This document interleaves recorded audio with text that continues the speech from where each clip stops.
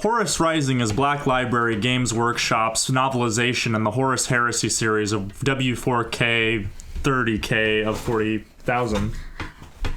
And welcome to the Escape Pod.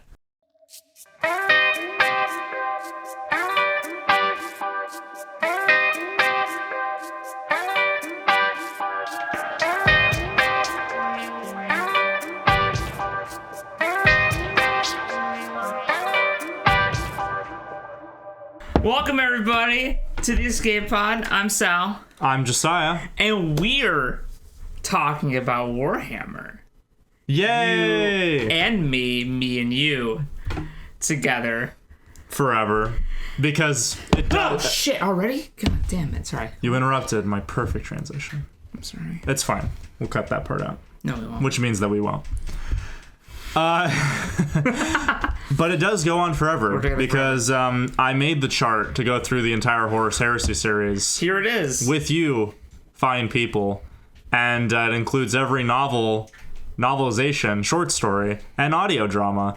And it goes on forever. Forever. So, in conjunction with my Warhammer 40K Black Library Retrospective, I'm also talking about Warhammer 40K but 30K Horus Heresy. But to do it, I decided to not be alone, so I enlisted the help of my good friend Josiah. It was very wise, and I'm happy to be on board because I wanted to get into 40K. I remember my memories going way back. I remember people talking about the Horus Heresy, some of my nerdier friends mentioning Blood for the Blood God, Skulls for the Scroll Throne, you know, that kind of stuff. So I've always wanted to dive into 40K, and I've only really experienced like the fan-made stuff, the video games, and now I'm diving straight into the novels, so that's fucking sweet. Yeah, and we have the novels I've collected and then... The novels I've collected. The novels you collected. The first two of the Horus Heresy. Yeah. Including the one we're talking about today. I'm gonna move this over so it's more in the middle. That's fine. There we go. My ego sees You're just trying to, you don't want it coming up for me, but... Yeah. And today we are talking about... Horus Rising by Dan Abnett. Don't you mean Christ?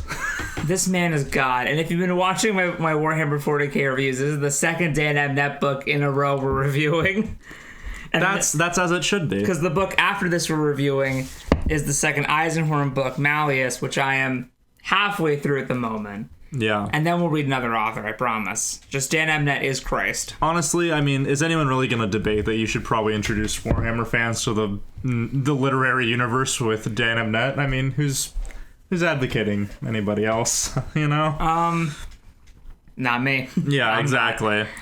Yeah, so, Horus Rising, the start of the Horus Heresy, which if you do not know, is in the first part, 54 main books. Not including the audio dramas and the short stories. Yeah, not including any of that. It's 54 novels, and now they are finally wrapping up the story with the Siege of Terra rebranding, and they are going to have 8 books. They have done 4 in 2 years. So in the next 2 to 3 years, there will actually be an end to this thing that has been going since 2006. That's right.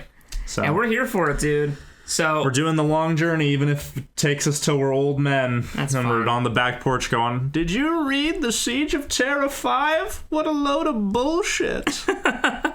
Watch it be an actual load of bullshit. That'd be depressing. But as long as the 8th one isn't. And that's true. Actually, I think the 4th one was Dan Abnett, so.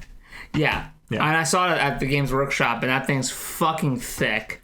Yeah, it's because it's only 8 now. They can't stretch it out anymore. So, we have all right, so first of all, we have a running theory that, this shit's gonna get bad at some point.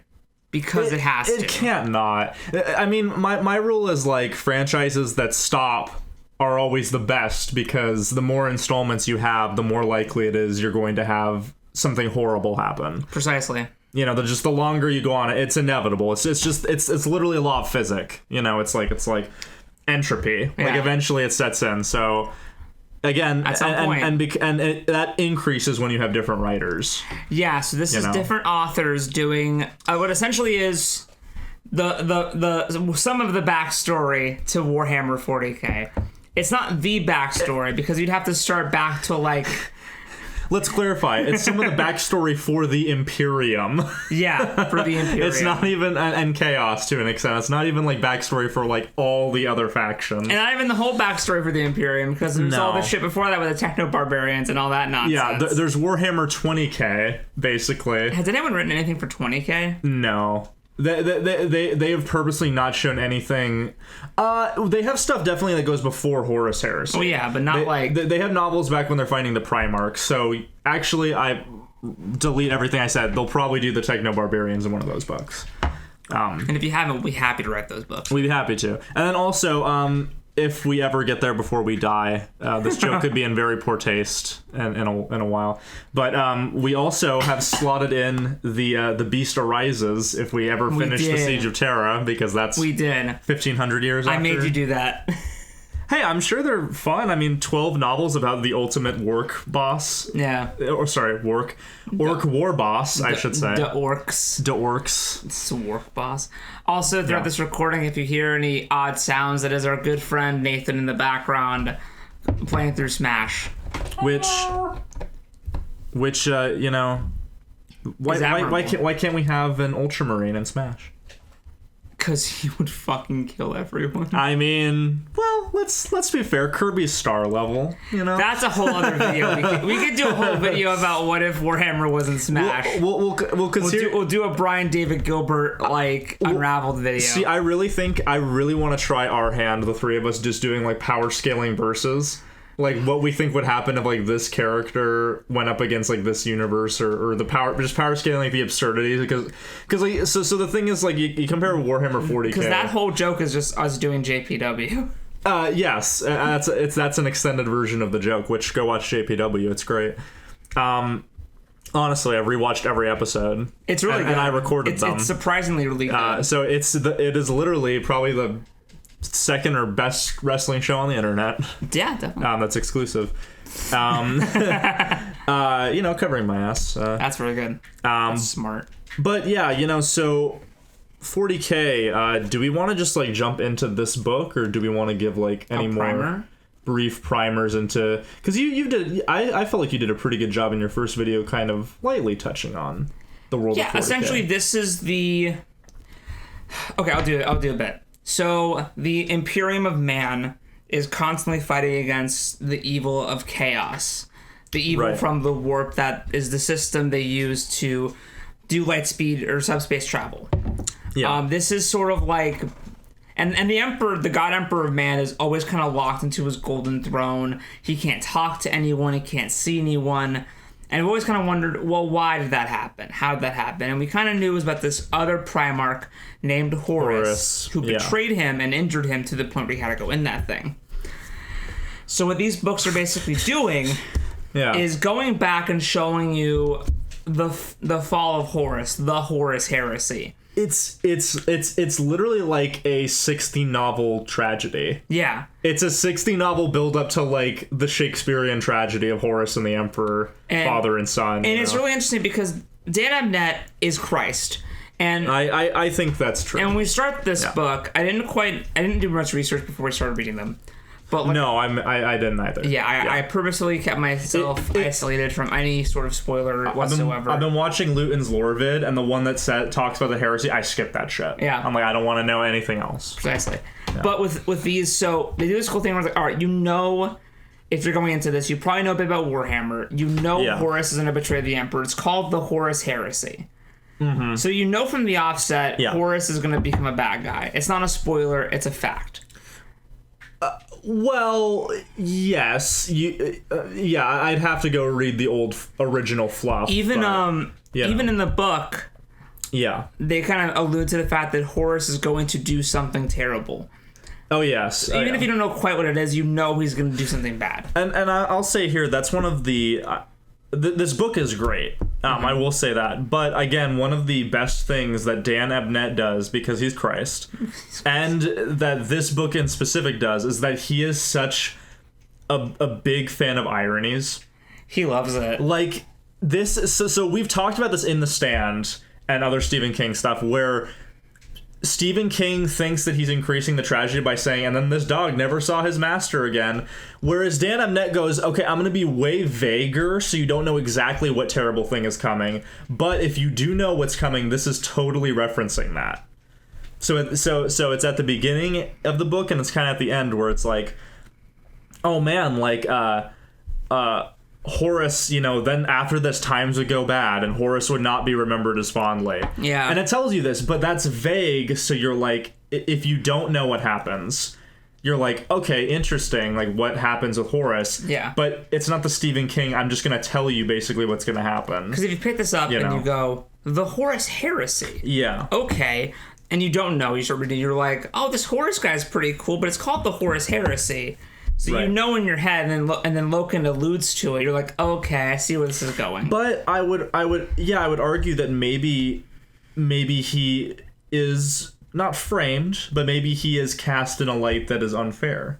Who? Horus? Horus, oh, like that possibility. Of course he is. Yeah, but that's what's great about the novel is because you think you're smarter than the book. Yeah. And the book actually makes you really like Horus and relate to him and want him to succeed. Yeah. And so when it does that, you're like, maybe Horus isn't gonna do anything wrong. And just other people will like blame him because, we'll kind of jump right into it, but vagaries on the ending.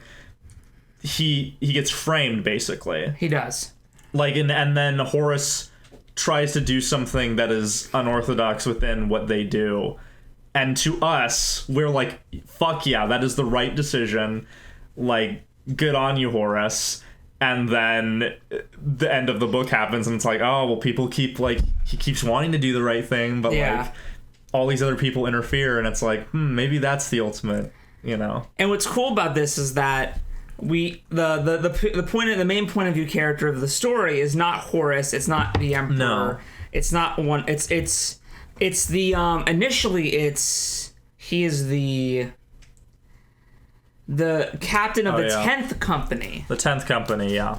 And can I say, by the way, so at the front of the book there is this list of key characters. I will say this was intimidating at first. At first it's intimidating, but it becomes fucking critical when you're like in the middle of you're like, who the fuck is that? And you're like, oh yeah, that guy, right. Which doesn't say that Dan Abnett's bad at writing characters. It's just that like he knows there's so many characters, so he gives you this as like a, hey guy, listen, I know. He will usually have some kind of indicator for who the person is. Right. Like oh, I don't remember Lucius's name, but I remember he's the guy who likes swords. Yeah. Or oh, this is the half-herd guy. So I have that trait of him. Oh, this is the Twisted, or this is the Twisted. So okay, he's physically deformed. So therefore, if I forget his name, I remember what the character. Or did. like of the main captains, there's the one that jokes a lot. There's the one that's very serious. Yeah. And then there's the one that's little Horus. Yeah, there were small moments where I did have to kind of go back and check to see who a person was. So that was cool. But yeah, initially when I was reading this, I'm like, oh man, like. Because I don't know how the structure of the series goes, so I'm like, oh man, like, is every book just one of these characters? Like, I was like, oh man, are we gonna get a whole book about Jephthah Node or Nine or Kevin Bacon? You know? So, but so it's very cool because it's all based around like not even Horus's like second, not even his third, not even his fourth, like his fifth or sixth.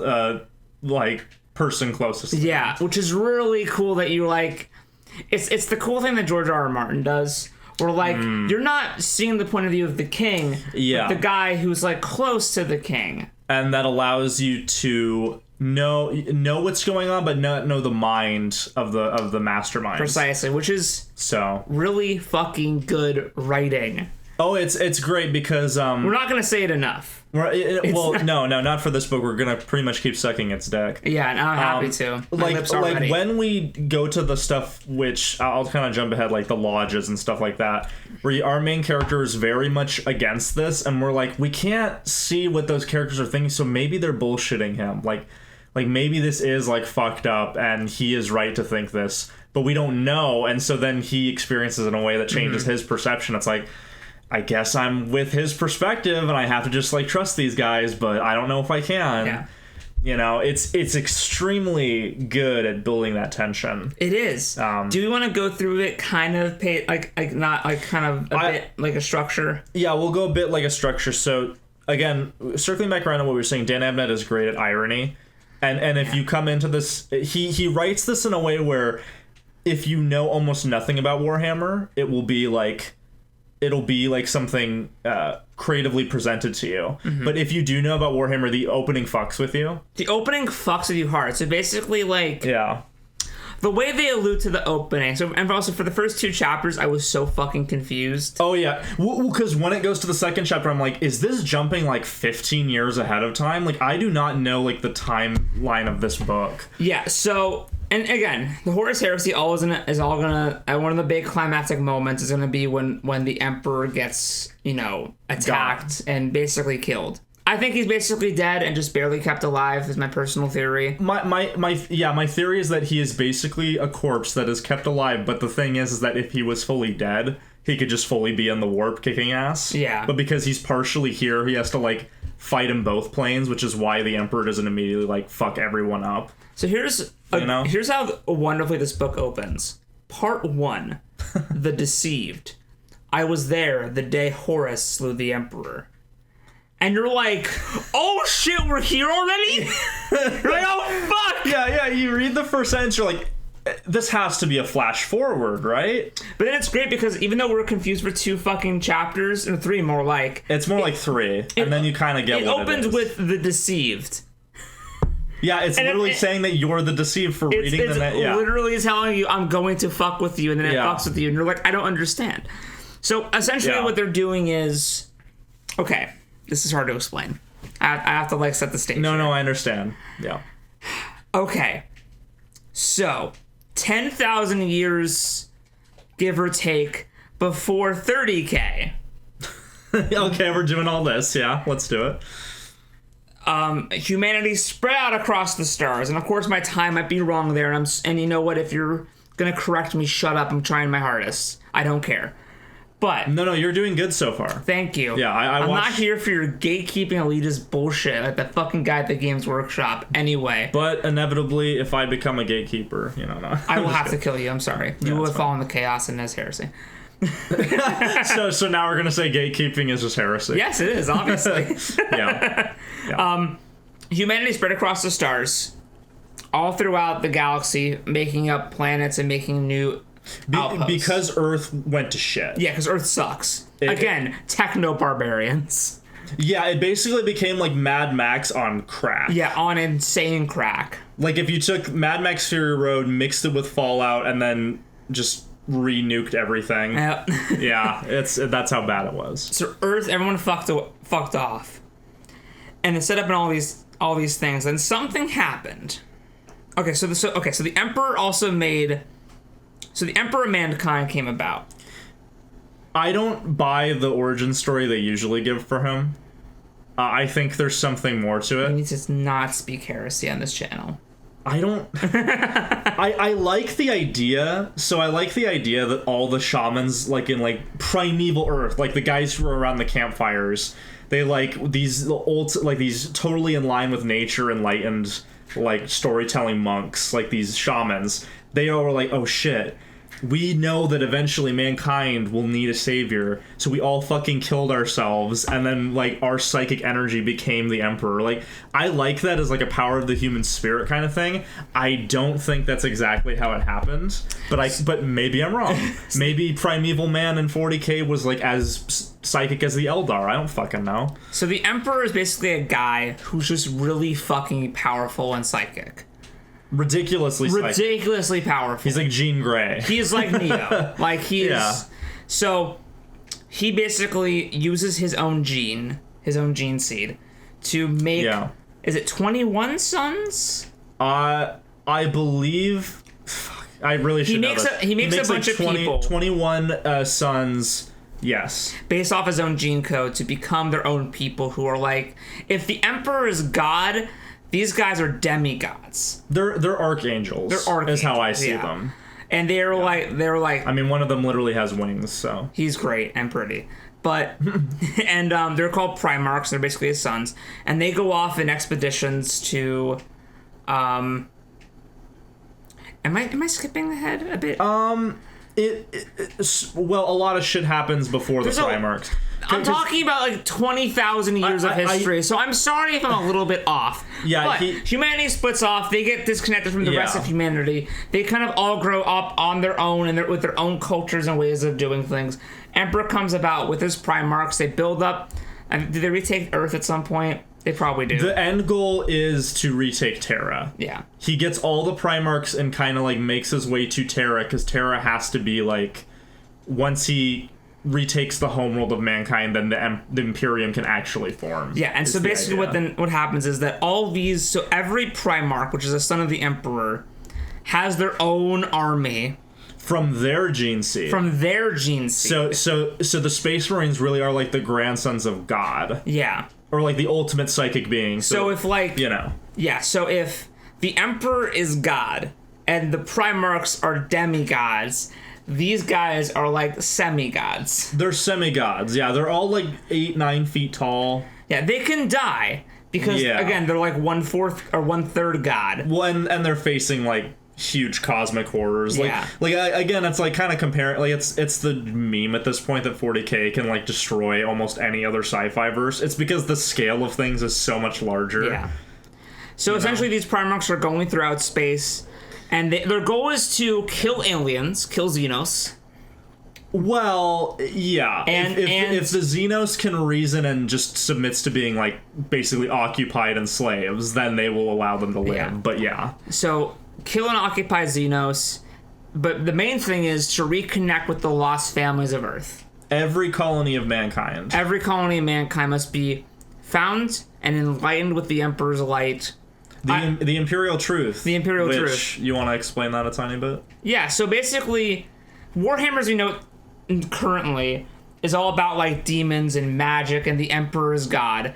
But in 30K... Oh, yes, yeah. Let's talk about this. Everything was very secular and scientific, and the Emperor didn't want anybody worshiping him as a god. He's like, listen... No. I know I'm fucking OP as shit, but I don't want you to believe in gods... like deities or any of that shit. Demons, I want you to believe hell, heaven, none of that. I want you to believe in science and the good of mankind. Yeah, which is so ironic. Well, yes. Again, that is part of the tragedy. In a sense, the Horus Heresy is not just like a personal tragedy between a father and a son. Yeah, it's also like the tragedy of a culture. Yeah, and like. It is that kind of crushing weight of mankind. Because do you know about the STCs? Oh, not a lot. Do you want to explain to the audience? Okay, real quick. STCs. So mankind got to a point when the Emperor We'll talk about this, I promise. No, this is important. The Emperor became like all powerful. It was mankind advanced to a technological level like the Eldar almost. Like the Tau. Now, the Tau are a special case because they've in like 6,000 years did what took mankind like 30,000 years. Well, there's something fucky going on with the Tau. There's something fucky going on. There's something it's fucky. Not just communism. That's kind of sus. So there was a point where mankind was so advanced we had AIs, and of course the Butlerian jihad from Dune happened in the 40K universe, or the Matrix or whatever you want to reference. The Cylons, the Terminators. They became like they had AIs that could literally make you anything. If like the chemicals and the particles existed on your planet, it could just make things. It was like the ultimate 3D printer. Like, oh shit, you're under attack. I will synthesize a shield barrier and an ion cannon in 2 hours for you. Like mankind was super advanced, and then eventually, partially because of the heresy, partially for other reasons, it's why in 40K nobody invents anything. Like they literally have a cult dedicated to inventing technology because it's such a forbidden and non-religious thing. Which is why it's so funny that one Warhammer kids book has an inventor character. That makes me laugh so much. That's heresy. He will be purged. He will be purged. Can you imagine if that's the end of the book series? Like, it's like, oh, don't you love this inventor young adult character? Like, oh, he's made so many cool things. And then at the end, they're just like, yeah, that's a fucking heresy to the Emperor. And they just shoot him in the fucking head. And it's like, you thought this was a PG series of young adult novels, actually rated R. Yeah, fuck you. They put him in a pain amplifier. Yeah. And then we just spend a whole chapter in his head as his brain breaks. I would love that. That's a great introduction to Warhammer for my kids. Honestly, yeah. That's the way to throw them into Grimdark, you know? Man. Feet first. Feet first. Like, yeah, man, just test the water, but eventually you're going to sink. But anyway, so this book opens with the Emperor dying, but not the one you think. We fucking surprised you. Guess what? So, Horus is a Primarch, and he has an army who's come to this world. They're like, hey, you guys are humans, we're humans, and they're on a planet called Terra. yeah. But not the one you're thinking of. But not that one. Surprise, fucker. So basically, they send out one of their captains. Yes. Who I think is it Sangius or Sangius? Sanguinius. No, not him. Shut up, not that guy. Sejanus, yeah. Sejanus, captain of the 4th Company. Sanguinius is something different. He's one of the You need Primarchs. to keep this shit straight, Josiah. I swear to God. There's so many S names and H names. There's 2 Horuses. There's 2 Horuses, and there's two characters called Abaddon and Torgadon. And I'm like, who? See, that one I distinguish, but I can't say why. Well, it always fucks when they use their first names, and I'm like, oh, Ezekiel and Tarek. Yeah. Or, as I like to pronounce it, Easy Kyle. It's Ezekiel, but yes. It's Easy Kyle. Stay thirsty. They stay thirsty, my friend. So, God, this is so terrible. We're never going to finish this book. No, we are. It's fine. So, they're on this planet. They send in one of the captains, who's like the most level-headed guy, like the really nice talker. He's able to consider the possibility that maybe instead of just shooting him, like, let's hear what he has to say. Yeah. And maybe we can do something with that. So he goes talk to the Emperor of Terra, and then he gets killed, and then who's on a golden throne. Who's on a golden throne. Which is like, wait. It's really sus. Like, that like, so, Is that just irony again? It's just like, well, but this one wasn't like that. It was a actual throne. Yeah. Like, okay. And so he gets killed, and so so their company is called the Luna Wolves. Yes. I'll just call them that for now on, for ease. Yeah. For now. Or even the Wolves. Yeah, the Wolves. So the Luna Wolves, they get pissed, and they're like, they just killed one of our brothers. We have to fucking attack. So they do. They call this a spear attack. Which essentially instead of having a long drawn out campaign, they go right for the source of government and then root it out. Yeah. And then deal with bullshit later, which is really smart. It's very cool because it explains why some battles in 40K will get drawn out through like years and other ones don't. It's entirely because of these kind of almost suicidal throwing yourselves to the center of government. But when and again, this is a time where Astartes, Space Marines, semi-gods, they don't fight each other. No, they don't. Because that's the whole point of the Horus Heresy. And why would they? Why would they? They have it over the moment and everything. Yeah. And they're brothers.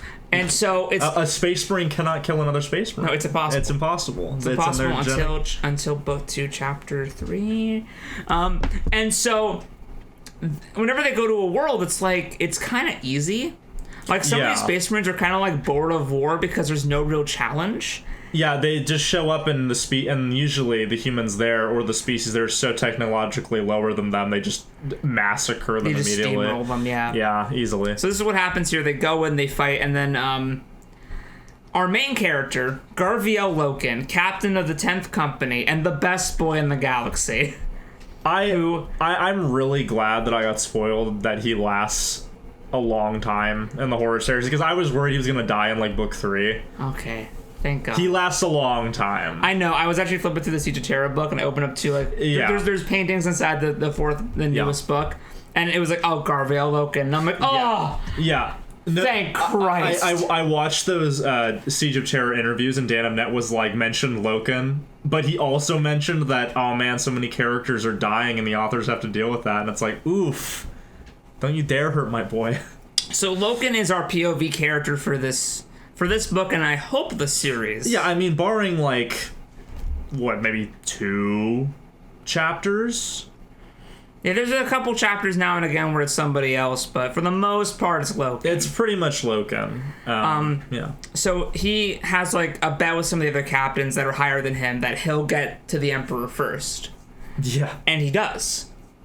And he gets there, and there's this like old fragile guy. Yeah. Who's like talking him up, and like he's surprised that like Loken isn't just killing him. Yeah. I think. And he's like, well, I want to talk to your commander. And he's like, no can do. No can do. He's like, dude, you know how this works.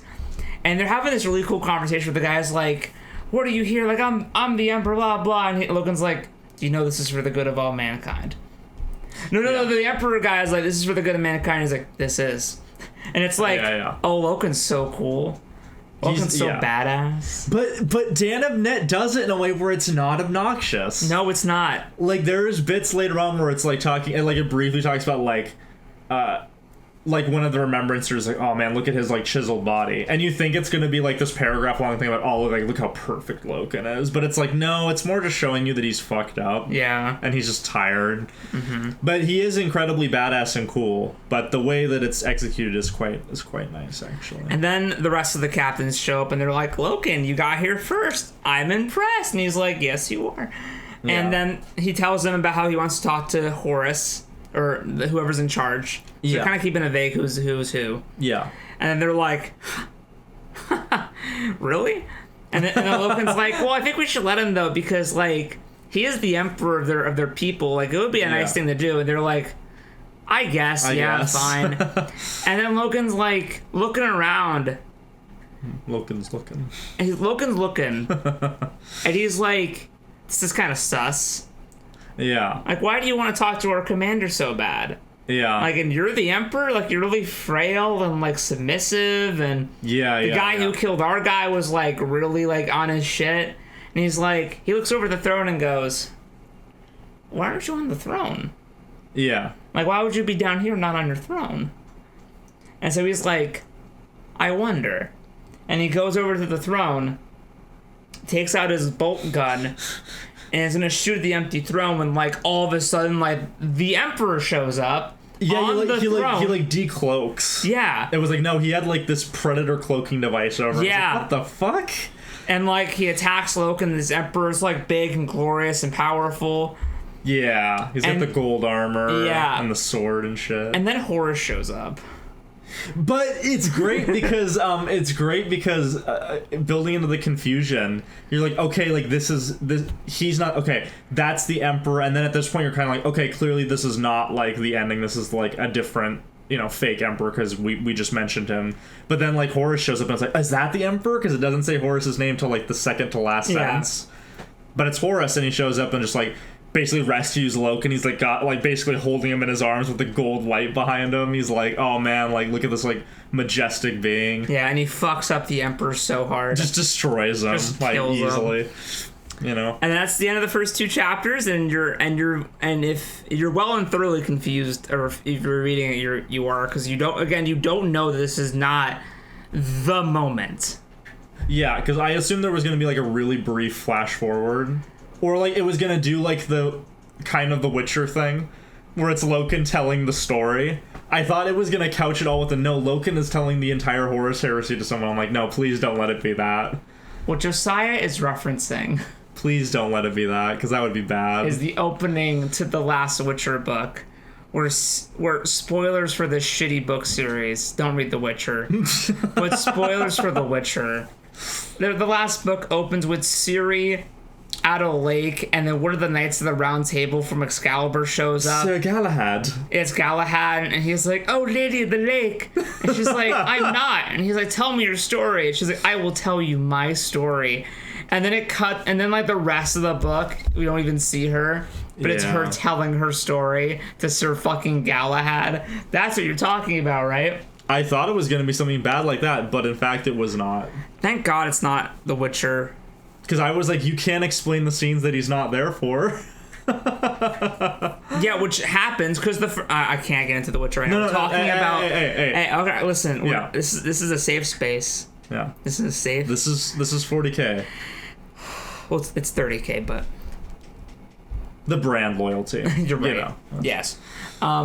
Which I do love how on here it only says 40K on the back. Warhammer 40K, but on the front it's just the Horus Heresy. Well, because the Horus Heresy is a brand in and of itself now. Like, it was so successful that it became, like, a sub thing of the Warhammer brand. Like, it's 40K. Which was already technically a sub-brand. Well, it's Warhammer, and then Fantasy, 40K, and then the sub of that is Horus Heresy, basically. And then some of that is Siege of Terra. Siege of Terra. Yes, and then maybe, like, some of the video game franchises, like Dawn of War. Anyway, yes. But do you want to take it from after Chapter 2? Well, after Chapter 2, it kind of focuses on Loken getting, kind of the Remembrancers hounding him. Yeah, let's talk about the Remembrancers. You should explain them. The Remembrancers, as far as I can tell, are basically human cyborgs whose eyes have, like, the ability to take pictures, or do they say video? Is there just pics? Just pics. Yeah. I'm waiting for that to come back. Like, someone hijacks a someone hijacks a Remembrancer's, like, eye feed or something. Yeah, well, there's a lot of different Remembrancers, and they all do different things. Like, yeah, they're like reporters. They're like they're reporters. There's the girl that Loken talks to a lot called Mercedes, and she's more of a writer. Right. There is Keller, who is more of a pick taker. Yes. And then there's Ignace Carcassi, who's a poet. Poet, yeah. Yeah. He's one of the characters who gets a whole chapter to himself. It's so fucking good. Surprise! Which is unusual. But that chapter is a great short story. It is. No, it's literally a short story. That's a 40K short story, just boom, put into this book. And it's so good because, I mean, kind of going into that, but why not? The Remembrancers, they're kind of like... Loken never really talks about his missions too much, and then he finally kind of is like won over by is it Keller who's interviewing him? No, it's Mercedes. It's Mercedes interviews him. Yeah, and he does kind of go into more of his feelings, or like, you know, I honestly tried to do this, and it's cool seeing him slowly develop more of this individuality from other Space Marines of wanting to try at peace. Like, he believes that you don't have to fight to win. Yeah. Which is the quality that really strongly develops him over the course of the first book. As he spends more time with Horus. He has a speech where he talks about, like, we're fighting this war so that one day no one will have to fight war again. And to tie into that, the chapter 3... whatever it is. With Ignace observing the planet being subjugated and shown... the glory of the Imperial rule. So chapter 3 starts with basically Keller and Ignace, so the picture taker and the poet. Yeah. Yeah, it's like after we've cut forward a bit. The planet's been won, and and they're there, and they kind of explain why they're there. Basically, the Emperor. So the Emperor was leading this big crusade throughout the cosmos, but now he's decided to go back to Terra and focus on, like, building the government. He's not leading anymore. He's not leading the charge. He's not the war master anymore. Yeah, that's... because now Horus. It's Horus. Yeah. Whom he trusts above all. Yeah. And so the Emperor sends out, you know, photographers, poets, writers, reporters throughout the entire galaxy because he wants this to start being documented. Yeah, for propaganda, I mean historical reasons. Yes. So that's what they're there for, and now there's like a ton of them there. They're all there to like help, like basically record and document what's happening. But at first, you know, the Space Marines are literally bred for war. Yeah. And they're not quite sure what to make of the Remembrancers at first.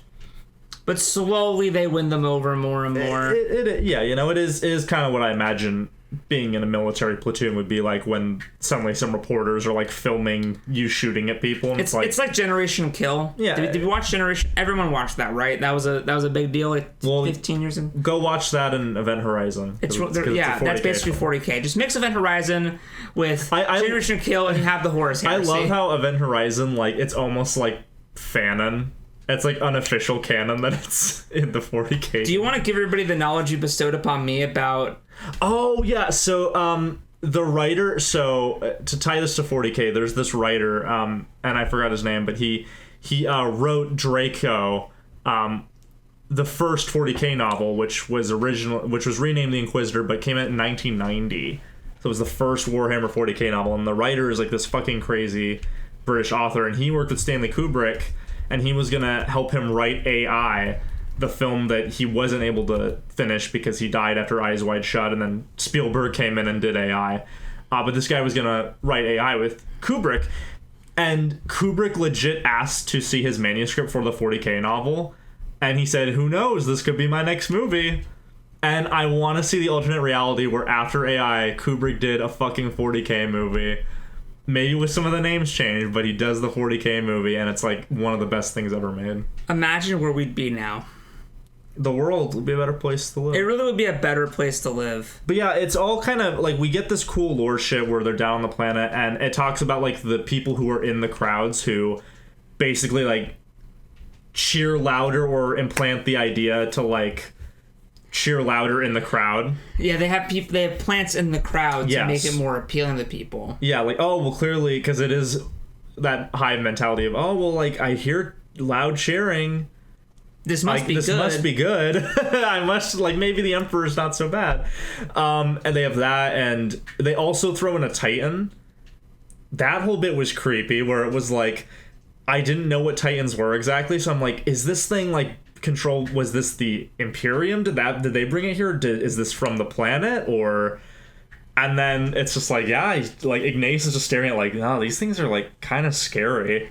It's just silently standing there, and I'm like, oh, that's not set up for anything. Like the Titans coming alive and that's weird. Doing shit. So, so it's really cool because like you see like the fight, like the initial fight into the area, them winning, and then you get like after that chapter, you get Mercedes' first interview with Loken talking about his experience. He's not really opening up yet, but he's trying, I guess, in his own special Space Marine way.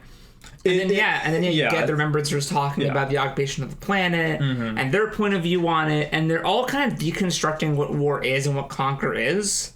It's honestly kind of like they aren't aware that they're deconstructing the whole Warhammer 40K universe. Yeah, because it isn't there yet, so it's really interesting to see them talk about these things. Because they're like, oh man, like just think of like trying to hold on to this empire, and of course they can't be aware, but that's the irony of it, and it's more like they're deconstructing the actual Imperium. Like, hey, listen, just so you know, if any of you still thought the Imperium was a purely good faction, you're wrong. They aren't. That's not what 40K is. It's kind of like that last bit of going, like, Dan Amnett going, you're gonna, like, read a lot of novels about how the Imperium of Man is, like, standing up against demons. I'm letting you know that, yes, they are doing that, and that is a good thing, but also, they have some problems. Yeah. And he very cleanly does that in their conversation. Sorry, I'm, But Ignace is down listening to the speech, and he's kind of like, this guy sucks. Like, the whole audience can't even hear him half the time. Like, he's not even pulling that off. I'm just gonna go wander the streets and experience this culture. And he's kind of, like, wandering around and getting, like, drunk off his ass. Yeah, because the guy who's talking is he's the architect who's going to rebuild everything. Yeah, he's trying to pitch to the people that... But he's not... He's not cutting. That's why they need all those plants, Yeah, because they really need those plants. Yeah. And it's like in real politics. Yeah, it is. So Carcassonne tries to go away, and then the Imperial Guard's like, no, you can't. And he's like... Yeah. But, like, I'm here to, like, do shit. And they're like, yeah, we don't care. And he's like, all right. So he goes back into the crowd and then waits a little bit longer some old lady passes out from heat from standing there for like hours, and so the guards run over to help her, and he just sort of walks away. Yeah, he does the old trick. Yeah, and so he's into the crowds. Yeah, and out of the crowds into the actual city. Yeah, he gets out onto like the hovels and the little kind of apartment complex. And the whole chapter's about him. Well, that's what was funny, because I thought he was going to be the other main character. Mm-hmm. I assumed that it was going to be an alternating storyline with both of them, and it's not. Because he's first introduced with talking to Keller, who's the picture taker. Yeah, and they're both sort of talking about like they're overhearing a different speech from Cinderman. Yeah, who's the main Remembrancer guy. Yeah, and they're kind of like. They just talking about war and shit and what they're supposed to be doing here and how hard it is to talk to people and blah, blah, blah. Because, again, the Space Marines won't open up. And then, we get this chapter with him, and you're like, oh, he's going to be a major character now. This is so cool. He's really interesting. Yeah, he's a very cool character. And then he's going through and he's looking at the graffiti on the wall and, like, the missing persons things and seeing how these... Because they're humans, like how we are, but... Right. They've been so far away from Terra that they've... Well, they've adapted to their environment. And they've evolved differently. And they have their own different way of doing things, their own culture, their own speech, their own... And also, they just literally came into the planet, killed their emperor, and are taking over, so they're not very happy with to be there. No, they're kind of still reeling from the shock of that. Yeah, and like... Carcassi talks about how he had an inspiration for so long. He's afraid that the light had died. He went to drinking a while back because he wasn't sure of how he would do these things. And after he got his first big poetry sales off of this little notebook, it's like this paper notebook that he got, and like he talks about like this beautiful paper notebook he wrote his poetry on that won him his money and his fame. Yeah. And so he went to that like little publisher who sold these notebooks and bought like a bunch of backstock for them and like hundreds. Yeah. And like now he's on like his last 8 and he's like like wondering like, is all my potential left in these last 8 notebooks? Is this all I have left? Yeah. Like, is this the thing that has made me into who I am? And it's like, fuck, this is so good. Yeah. Again, it's a brilliant short story. It's so, and like the way Dan Abnett makes you just like immediately latch onto this character that like when he was first introduced was talking to Keller and was like kind of being a skis-ball. Like he was hitting on her, he was being kind of crude. Yeah, he easily could have just been that weirdo of the Remembrancers, but he wasn't. But he immediately takes him and makes him like a character with like intrigue and flaws and strengths and a personality, and I'm like, Jesus, Dan Abnett, why are you so good at this? It's because he's the true emperor, man. He really is. And he kind of goes through the streets and he's marking down like, oh, like that's obviously like meant to be a symbol of the resistance on this planet, but I still want to record this even though this is probably like not allowed. Or he's like, he even tells some guards who are gonna like scrub the graffiti away, like, don't do that. And they're kind of looking at him like, are you okay? Yeah, because he's looking at the graffiti and he's like finally found inspiration. He's scribbling down like all these things he's seeing and he's finally getting inspired. And he's like, I haven't written in so long and this is so, I feel like the energy flowing through me. Yeah. And like he's sitting on like, and like then he goes to some like bar. Well, it's almost because they're scrubbing it off that he then turns to the drink. Yeah. Like, it's almost in his desperation, because it's, like, mentally and symbolically he feels like his inspiration is getting taken away. Yeah. Which is saying, you know, he's this great poet who's in this militaristic imperium, which is why he's being, like... He could be, like, one of the most amazing literary figures of all time. Like, what an interesting character. Yeah. Like, truthfully. With a great conflict, because he's one of the people who believes that, hey, eventually the Imperium is going to fall, so what's the point of all this anyway? And he says as much to the officers. And then he gets the shit beaten out of him. And we think he might be dead, because they don't say what happens to him. I thought he was dead at first. Because they're like, what happened to him? And I'm like, oh, his brains are splattered in that bar, and the Space Marines just left him for the locals. He dumps all this money at the locals bar, and then she just kind of stares at him like, dude, you occupied her city, like, you're paying for drinks. Like, she almost feels insulted or something. Oh, she definitely does. And he just, like, takes the bottle, and it's like, oh.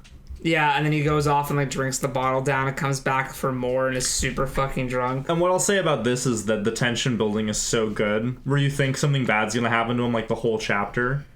But you don't know what. You don't know if he's going to die or... He hits a point where he's like, he's trying to lose sight of the Titan in the streets. Yeah. And then he does, and then he loses his bearings. And he's fine because he gets inspired, and then he's like, wait a minute, it's getting dark. I don't know where the fuck I am. I don't know where I am. And then his chapter ends, by the way, with a boot cap cracked into his sternum, bloody fluid washed into his mouth. Get off him! Get off him! The officer was yelling, trying to rein in his provoked and angry men. By the time he managed to do so, Ignace Carcassi was no longer pontificating or breathing. Right, which you know, I mean, as a reader, I go, oh, he's dead. And you think he's dead for about, like, that long. Okay, good, because I that's what it felt like. Because I remember when I read it, I'm like, I feel like we haven't had any mention of him being alive. There's one point in the middle they mention, like, an incident on the planet, which is why, like... Yeah. When Keller and them are in like the are on the planet, they're heavily observed, right? Because of what happened to Ignace. but they're not saying it to them because they don't want to hear that a remembrancer was like attacked and beaten by their own guard. Yeah. So they keep it on the DL, and so we don't know about it until like 200 pages later.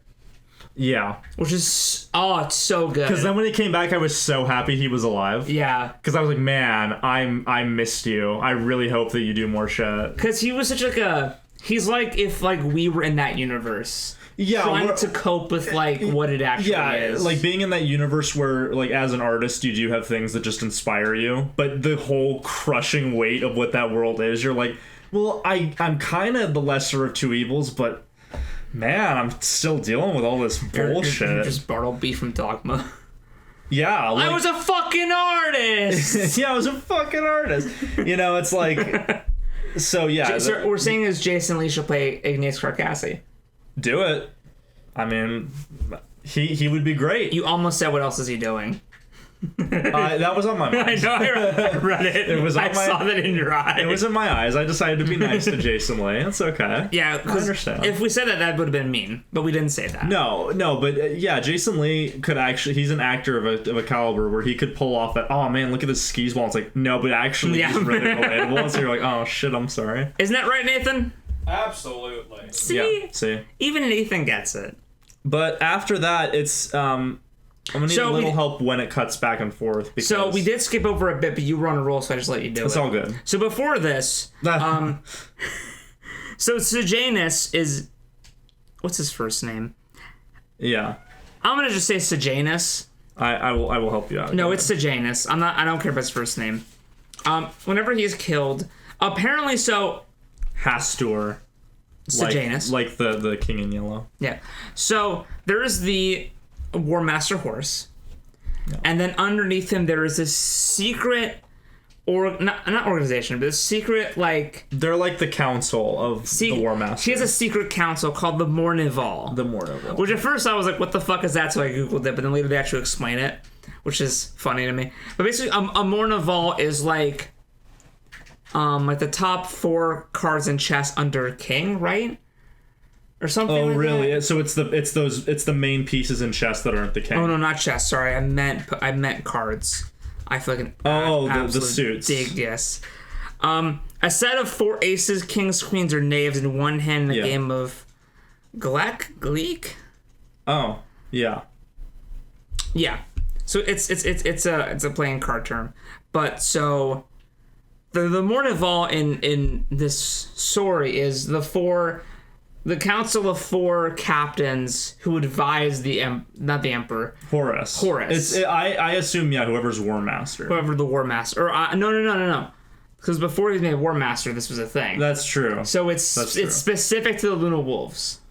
Yeah, because they don't say the other Primarchs have Mornivals. So basically they're in the shadow of Horus there to advise him. Yeah. And Sejanus was a member of the Mornival. Regardless of rank. And now he's dead, so they have a missing member. And they're like, hey, Loken, you're kind of fucking awesome. How about you join the Mornival?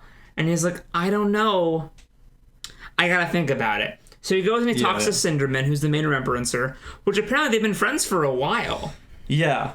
Yeah, they have. And then later on, they're very comfortable with, like, showing up at each other's place. Yeah. Like, I know Loken shows up at Cinderman's place all the time, and Cinderman's like, yeah, okay. Yeah. And so, like, he's basically going to Cinderman for counsel all the time, but now specifically he's there to ask him about the Mornival and if he should join.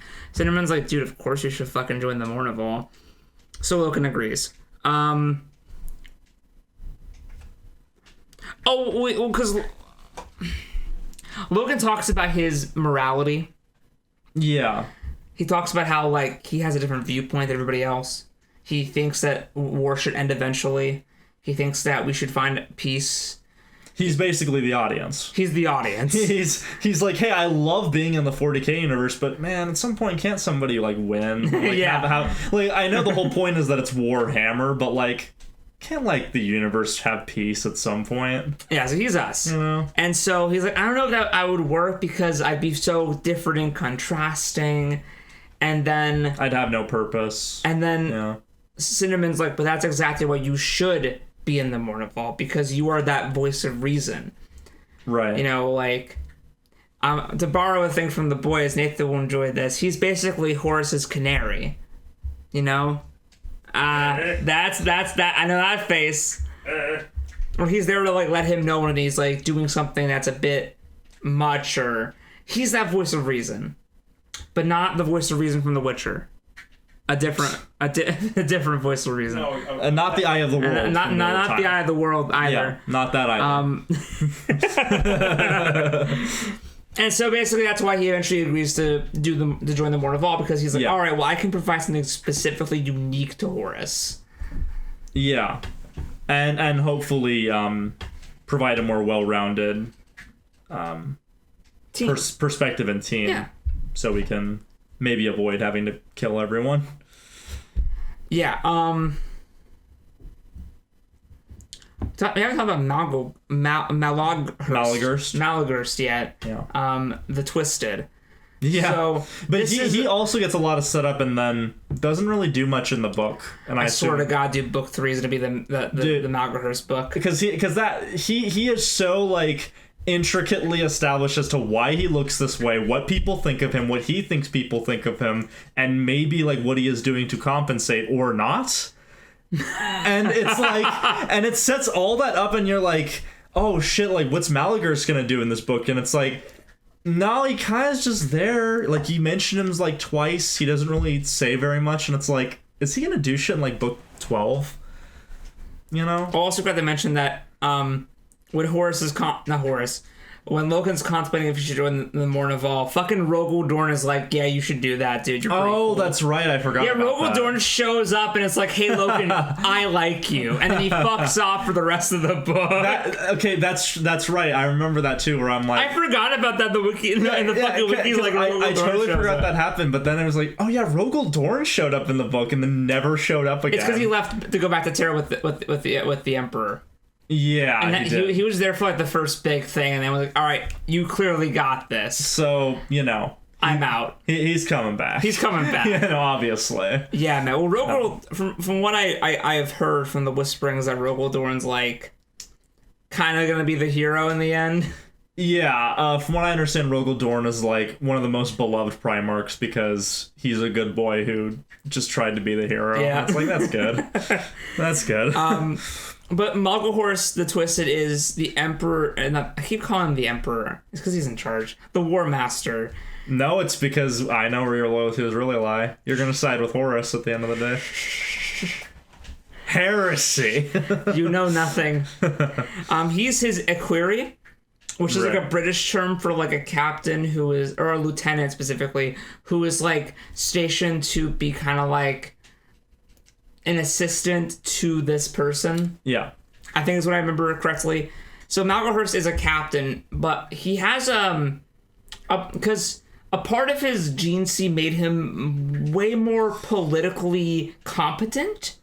Well, it's something I want to mention earlier. Yeah, talk about it. Obviously I think we'll get more of this as we get more into the Primarchs, but it's kind of set up in a weird way that each Primarch is an aspect of who the Emperor is. Yeah, and then... Which is very intriguing when you think about, like, okay, so if you combine all the Primarchs, does that make the complexity of the Emperor? Yeah, probably.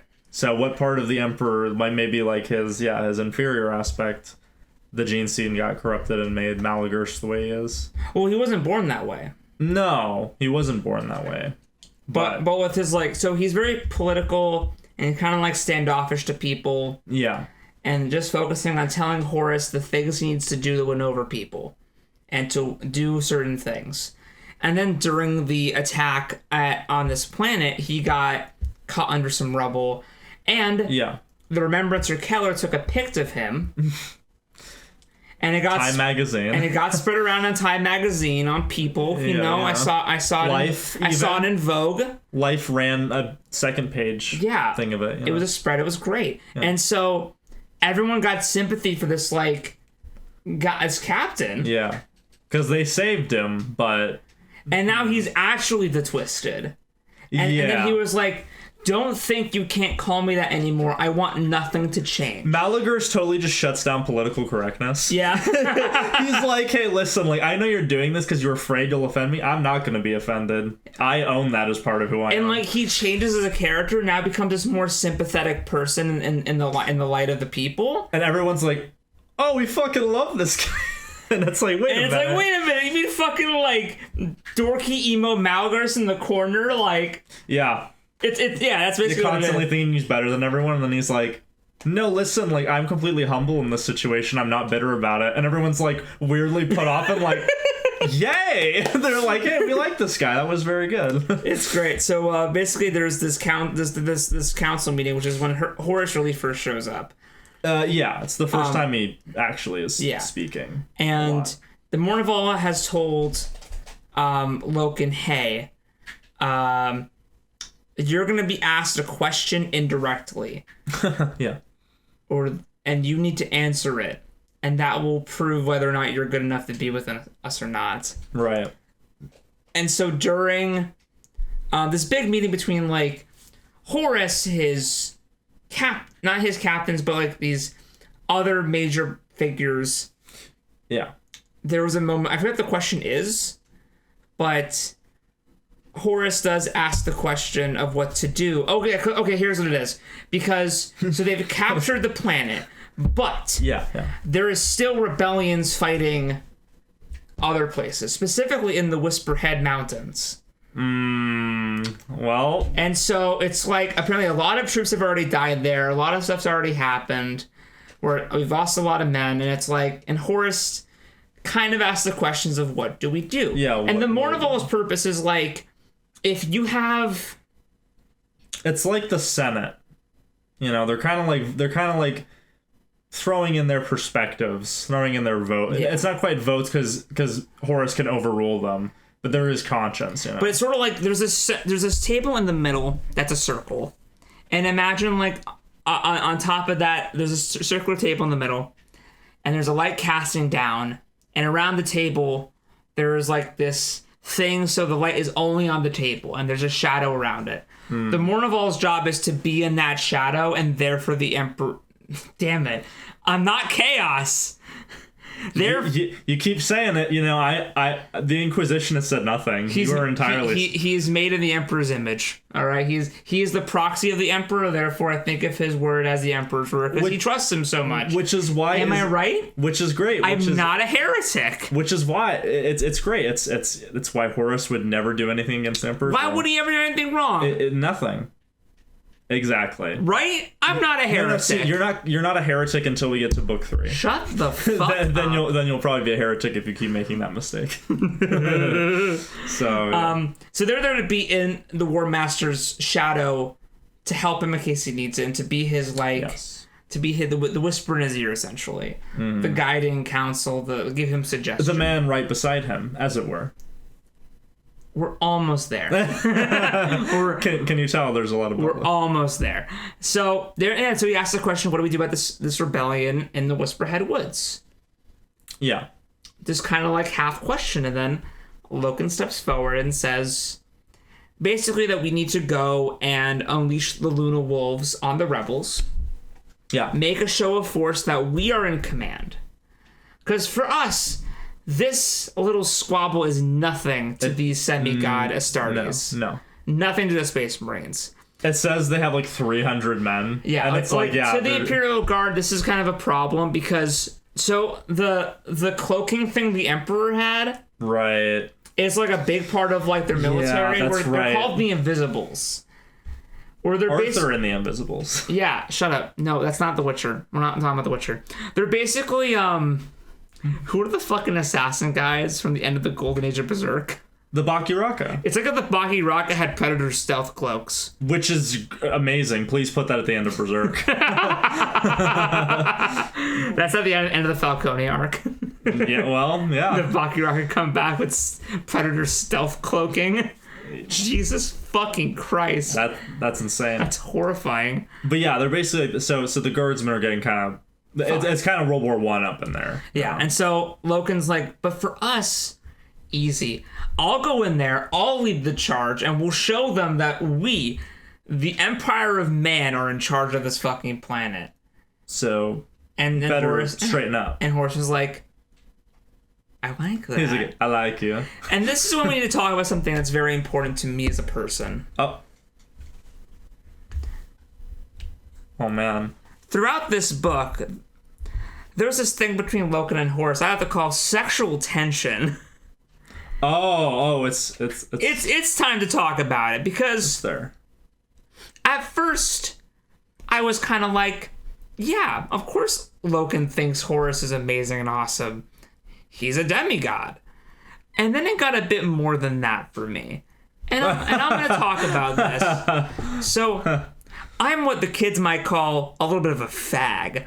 And I pick up on these. Dark. It was so grim. And I pick up on certain things. Now, it's very subtle things, and it also shows up in the Eisenhorn books.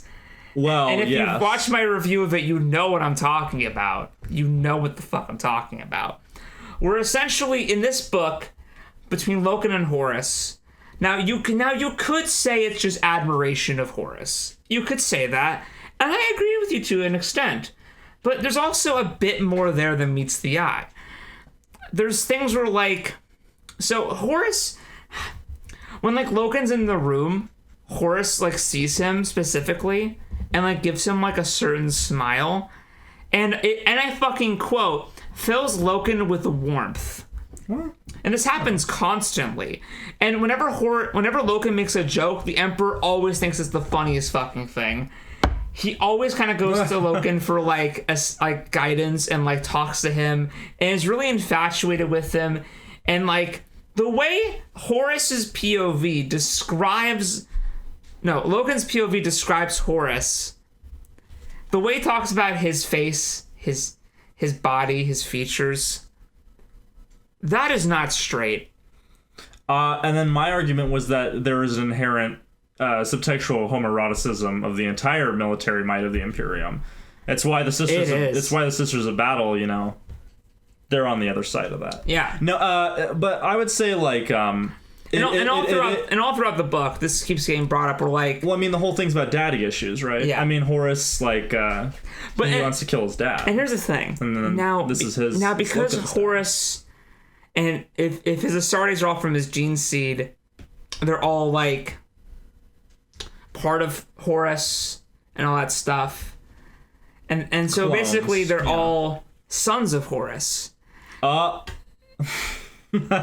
Spoiler. That's at the end of the book. They make a fucking point. So at first you hear that and go, oh, well, that's kind of incestual, isn't it? They make a motherfucking point of saying that Loken is not from the Horus gene seed. And I'm like, okay, so you're saying it's okay if they fuck, because it's not dad and son.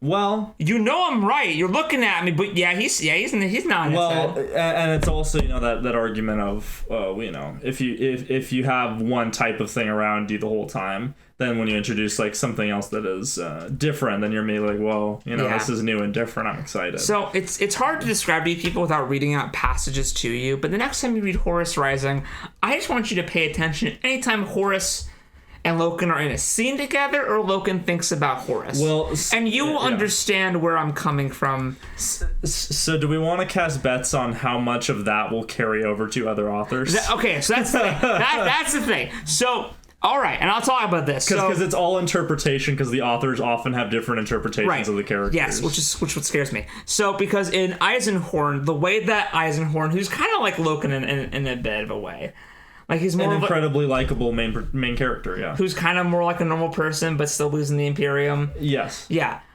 and they both have this figure that is technically chaos that they're kind of infatuated with to a degree.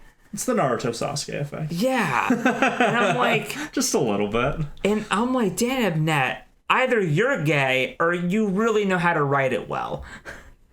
Well, he writes most things well. Then again, I haven't seen the Ultramarines movie, but that's not going to be on him, though. That's not his fault. That's not his fault. Scripts get messed up all the time in production.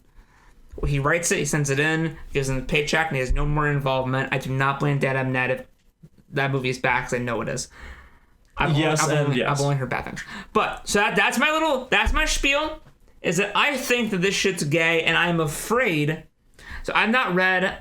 Who's the next guy? Is it Graham? It's Graham McNeil. It's Graham McNeil. Graham McNeil, as far as I'm aware, is like the third or fourth most well-regarded. Yeah, but I hope author. He keeps up the homoeroticism because I'm all here for it. It's just, you're on a ship for years on end sometimes. You're all genetically made to be perfect. All I'm saying is you gotta suck a bit of dick.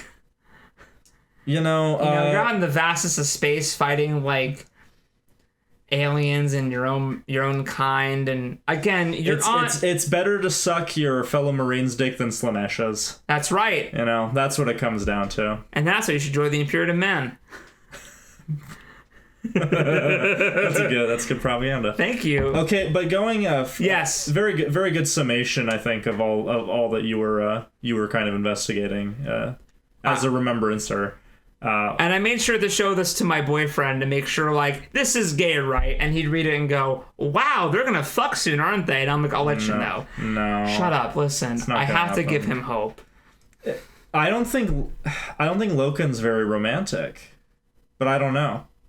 I know they're not gonna fuck, but... No. I get it. It's emotional fucking. But it's emotional. It's definitely emotional fucking. It's definitely emotional fucking. But this is gonna be the tragic, like, it's because the Emperor can't be as, the way I see it, since the Emperor can't be expanded on, because we're not supposed to really know exactly what he's thinking.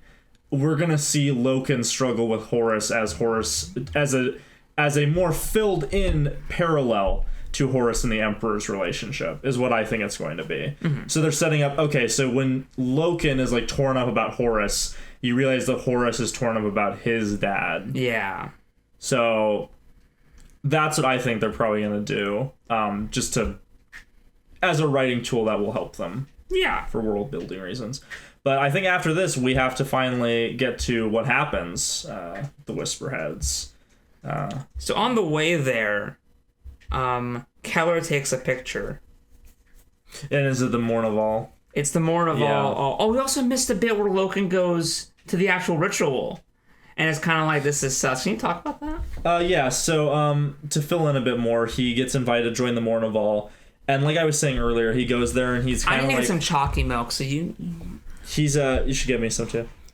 I don't have enough for you. Oh, okay. I'll give you a little bit. But he kind of, like I was saying earlier, like the kind of character that he is, he's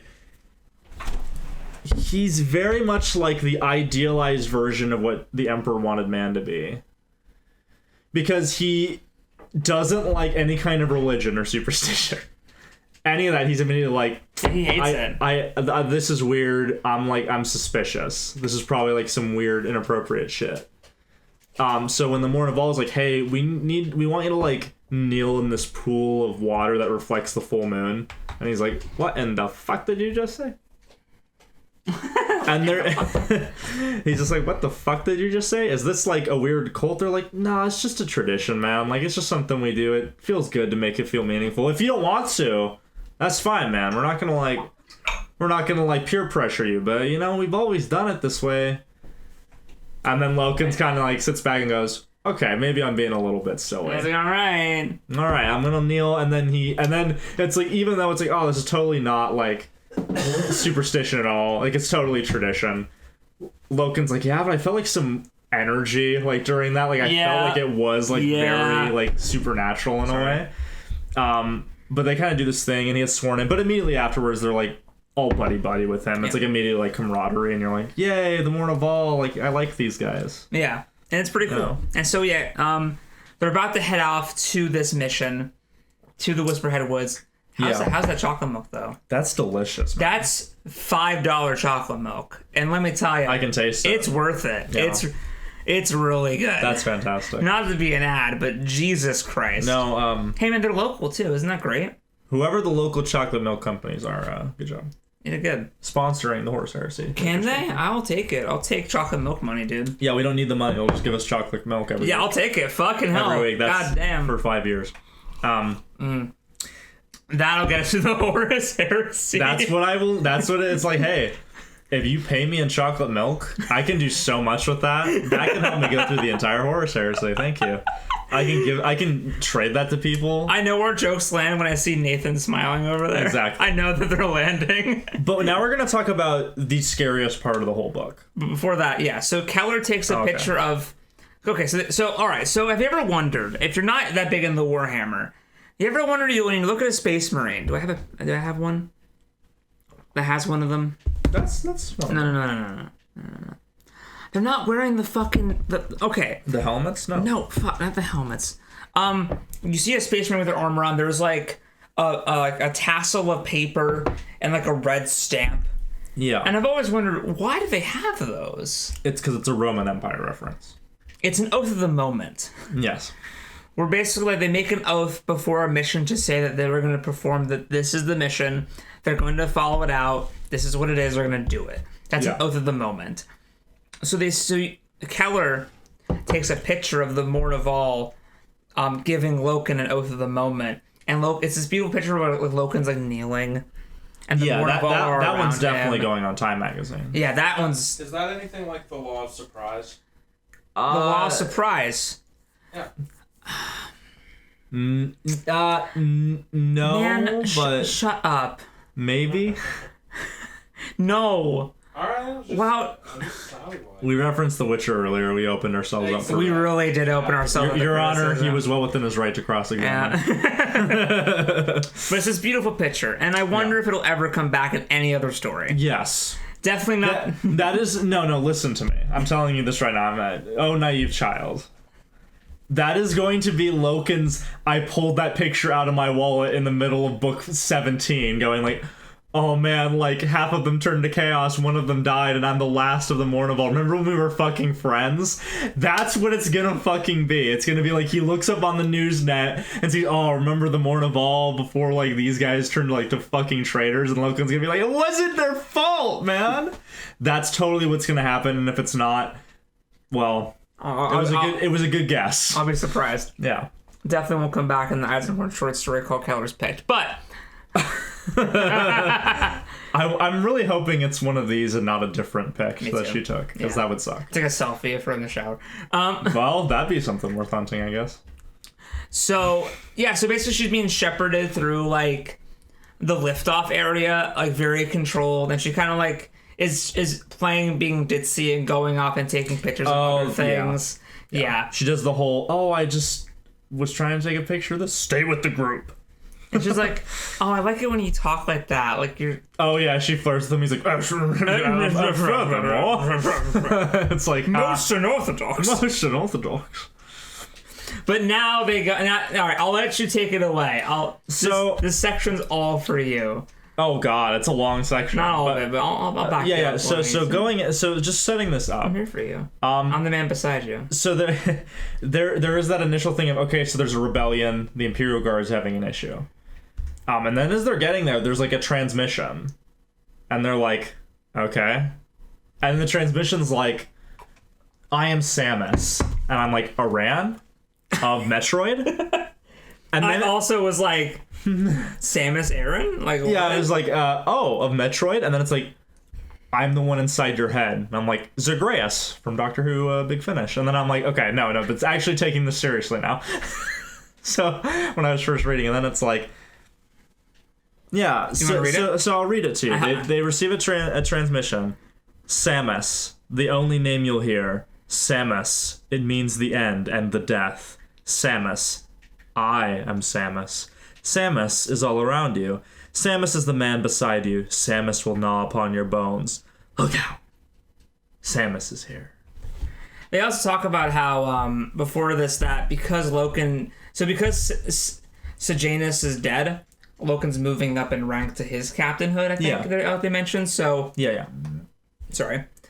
Loken is made another member of his own company, kind of like the new captain, testing him out, and he does it.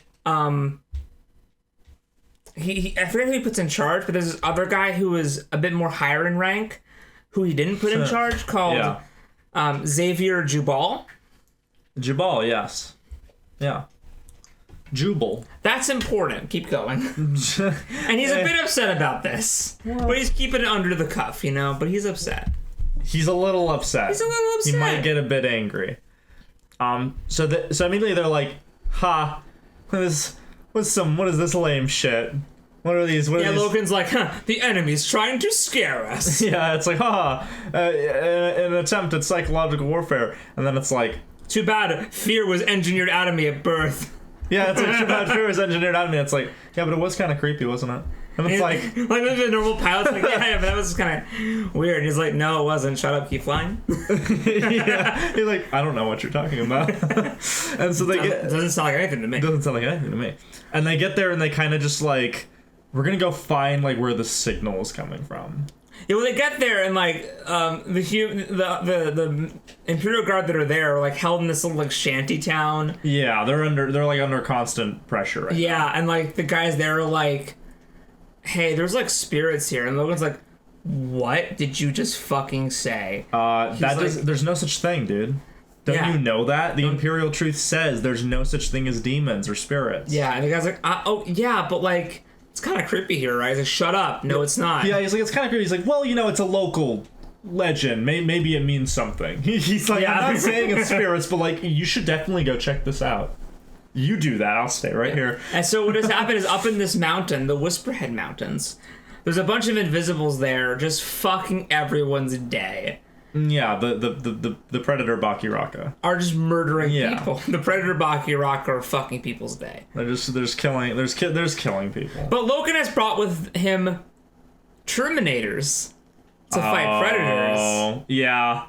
So Space Marines are already like 9 feet tall, like ridiculously heavily armored. They're already bullshit. And Terminators are like, what if you like made them way stronger? They're basically like fucking invulnerable now. It's like if you thought Iron Man's suit was fucked up and OP, oh, here's Hulkbuster armor. Yeah, it's like adding a Hulkbuster armor on top of a fucking space marine. And you're already a demigod or a semi. Yeah, no, it's ridiculous. Oh, and by the way, there's a company of them.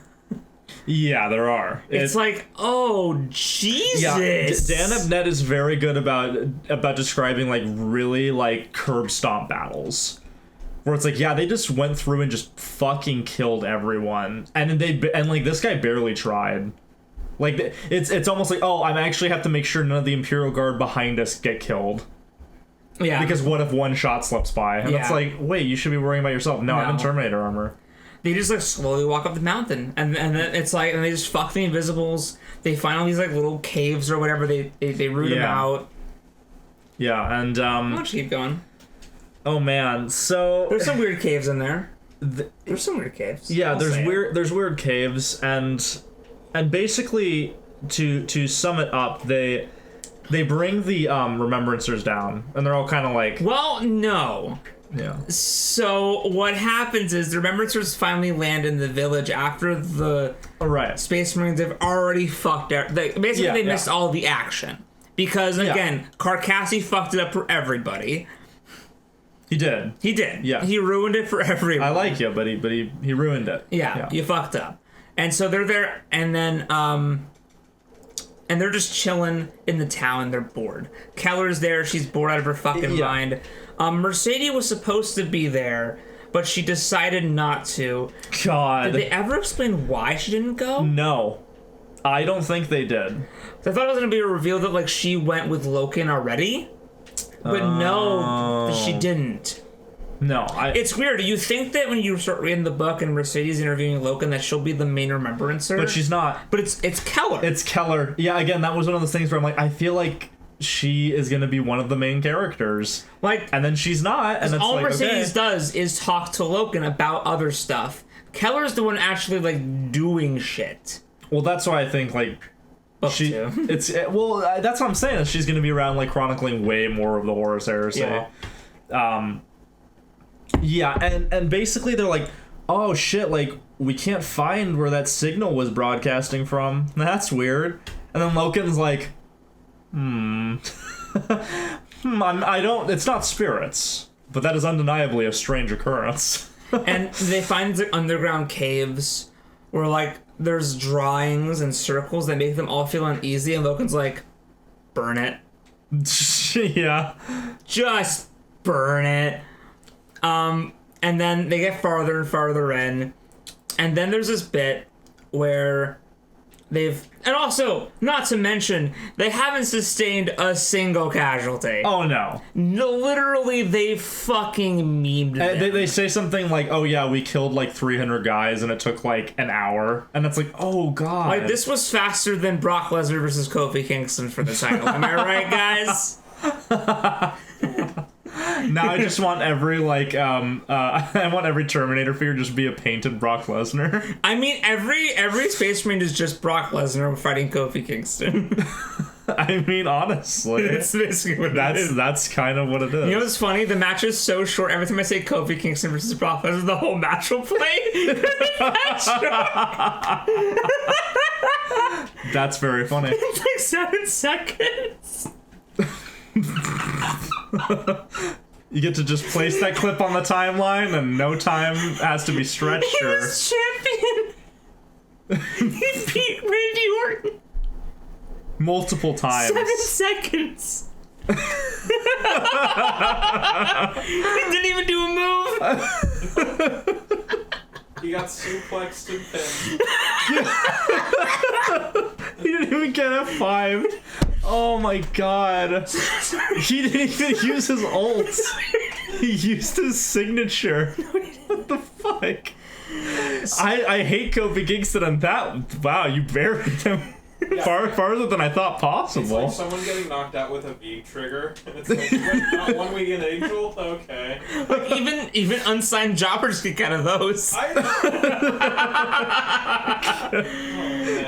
Fucking Bo Dallas could kick out of that. If they let him on TV. Oh my god. Okay. Sorry, this has been brought to you by wrestling. No, that's the stealth bringing back of ringside casuals. That right really there. is. Yeah, that's the backdoor repilot. So they've fucked everyone's day up, and then Logan gets a Vox, which is just like the radio. Yeah, it's just the radio. Yeah.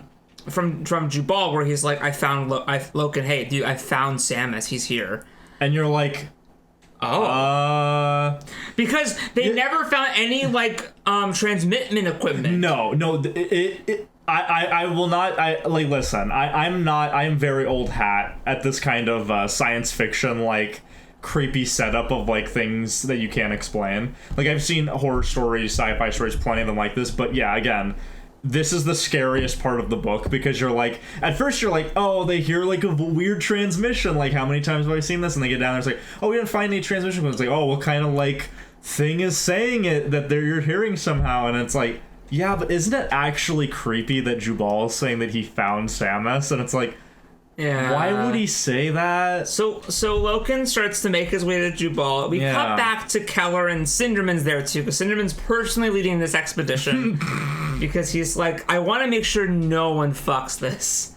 Yeah. Which is good on him. Poor guy. I love Cinderman. I really like this guy. He's great. Cinderman is I forgot the character's name in Diablo, who says stay a while and listen. Deckard Cain! That's the voice I just put for Cinderman. This is like, stay a while and listen. I'm Cinderman. I forgot his first name. Iterator Kyril Cinderman. Yeah. And then Cinderman's like... And you get this bit where it kind of cuts away and they're like, oh yeah, like, we're making sure to photograph, like, not the bodies, just the blood on the walls, and, like, we're making it very tasteful. Like, we observe, like, the horrible, like, guts everywhere on the floor, but we're gonna make it look real nice. Yeah. And look real, like, violent, pretty. But also pretty. Yeah, we don't want to do the Vietnam War.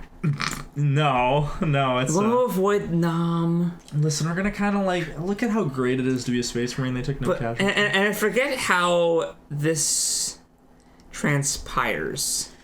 Well, but Cinderman and Keller are there, and Keller talks about how she's heard like this thing about Samus, and then Cinderman's like, yeah, like, it's been on the Voxes, but like we think it's just the enemy playing mind games, and Keller's like, I don't have a Vox.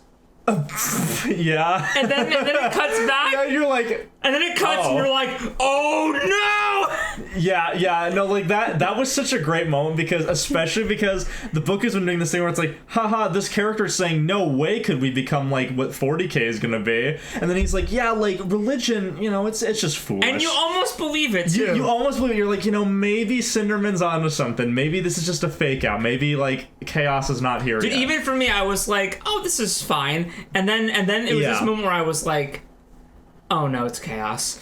Yeah, there was a moment where it's like, there's only one thing that this could be. It's chaos. It's chaos. It's a fucking... Like, the second she said, oh, I don't have a Vox, I'm like, oh, fuck. I was like, Samus is a fucking demon. So he goes... He's a fucking demon. And then it cuts back, Loken finds Jubal, and like... And all the Marines come with him. So yeah, so all these Marines come a bunch of them, not all of them, a bunch of them come. Yeah. So like Loken takes some guys, goes there. Yeah. And like, all of Jubal's guys are dead. Yeah, they're just dead. And it's like this, like... But cave, he's just kind of... A cave is entered, and there's like this whole rock area where there's like a cliffside, and on the far side there's like this waterfall and steps. And Jubal is like staring into it. Yeah, and everyone's dead around him, and Jubal's like back is to them. Yeah, his back is them. You're like, and he's just kind of staring at the waterfall, and you're like, and they're like, hey, Jubal, you okay? Hey buddy. They're like, you alright, dude? And then like, there's like a couple Marines with them, with Loken, and Jubal. He, at first, you're kind of like, okay, like he's a little messed up. Like he's not quite there, but like it's Jubal, right? Like what happened? They're kind of just like, hey, dude, like what happened? And then he like starts just devolving into like just talking about Samus, and you're like, okay, maybe he saw something, and like the superstition around him like made him think that he saw a demon. Like maybe Samus just was something that his whole team died, like he's traumatized. Maybe, like, and then it's like, no, he says Samus is in him. And you're like, it says Samus is here, Samus is in him. He turns, and for the very first time that we witness in the history of Warhammer, a Space Marine kills another Space Marine by blowing his fucking head off.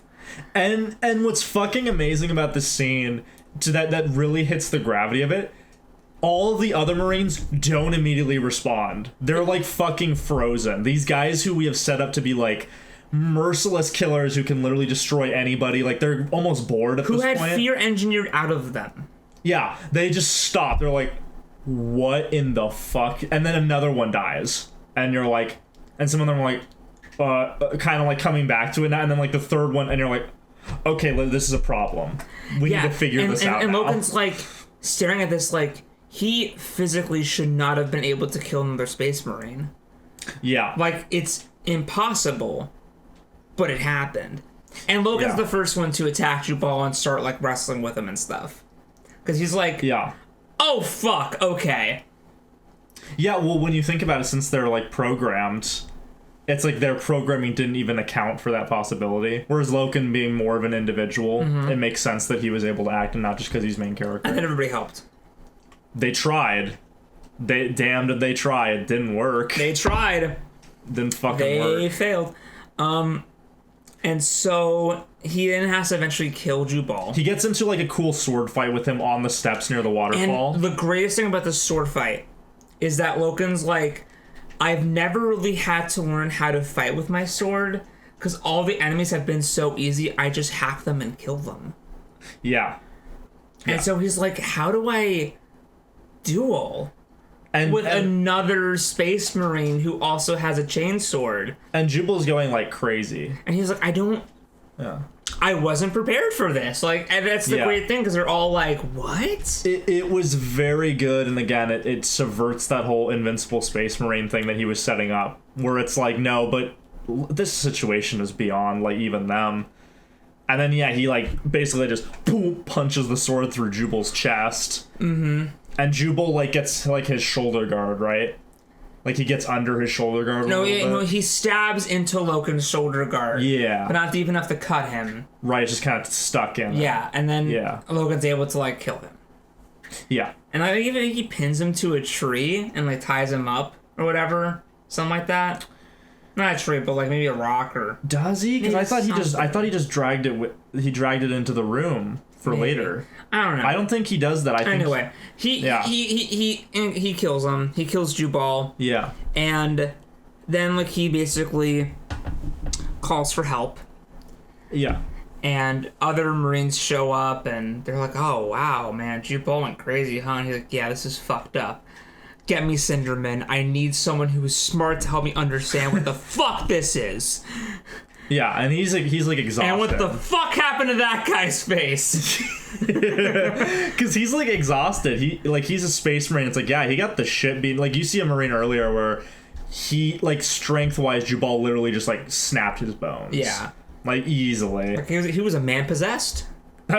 Yeah, and he's like, I need Cinderman to tell me what the fuck happened to that guy's face. And then Cinderman comes by, and again, so this is what is so fucking funny. Cinderman's like, it was probably just a mutation, you know. So Cinderman comes in, and also there with Cinderman is one of I forget if it's Nero Vipus. Yeah. All right, this guy is great. Who's like kind of like Loken's second. Yeah. Oh, he's the guy who felt no.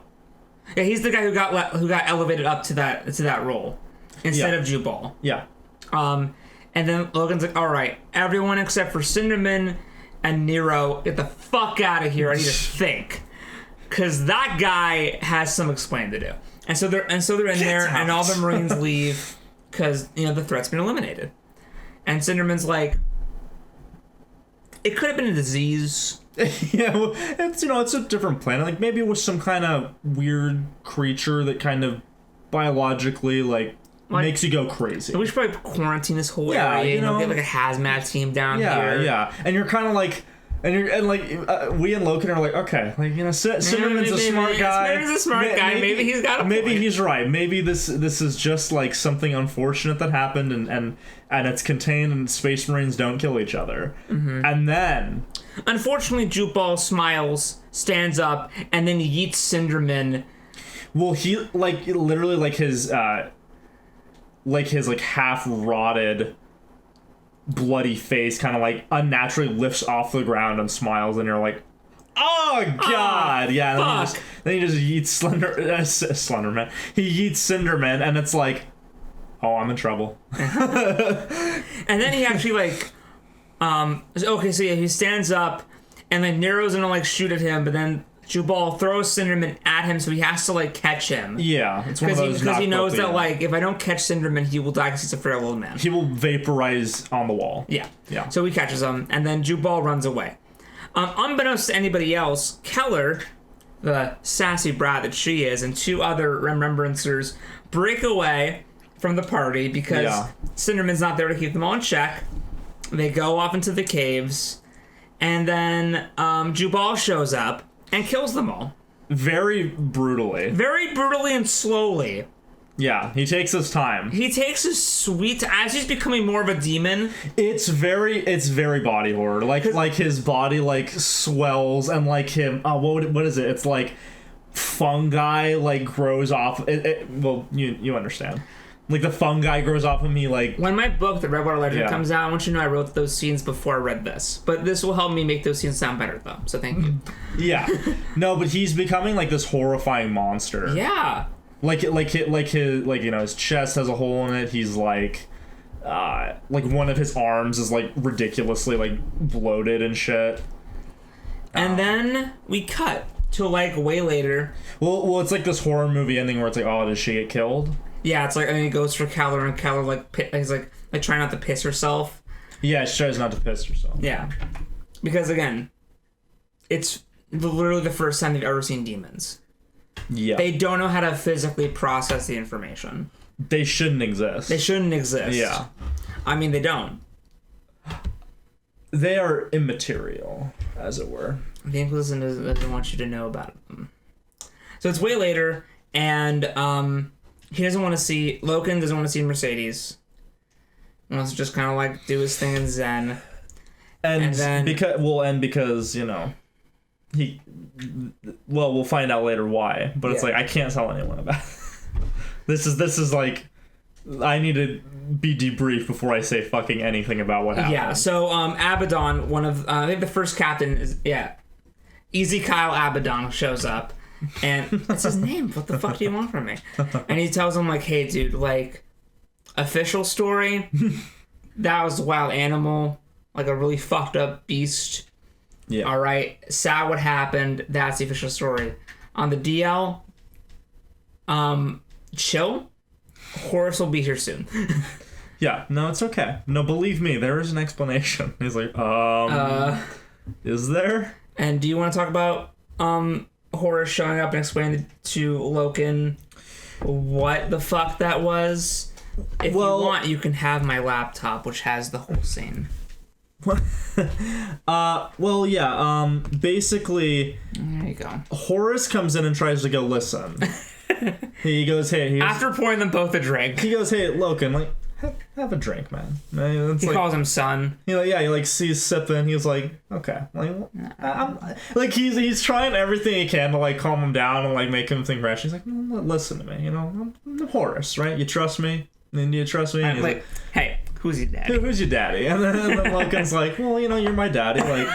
Like, you are wise and like you know obviously more of what's going on. Like maybe not as much as the Emperor, but you know a lot more than me because you're like thousands of years older than me. Like you know what's going on. Yeah. And Horus is like, hey, listen, man. Like what happened to Jubal? Like It's unfortunate. that happened. And he's like, what? And he's like, well, listen, it's not like a demon. You know that thing we use? What thing? The thing we use to travel, the warp. And he's like, oh yeah, the warp. He's like, well, you see, the warp, it's always existed. Some people get corrupted by it, and it happens. It's just a scientific thing that happens. Like, some people are just vulnerable to its energies. Loken, my son, my dear boy. All things in life have a cost, have a price. Yeah. And we use this thing to travel through time and space, and you gotta give a little. And it's just and sometimes there's a weird warp entity will possess someone. Yeah, but not possessed. But if you want to use that word to comfort yourself in private, you can say possessed. It just corrupts. And he's like, but it's not a spirit. Yeah, look, you have to understand.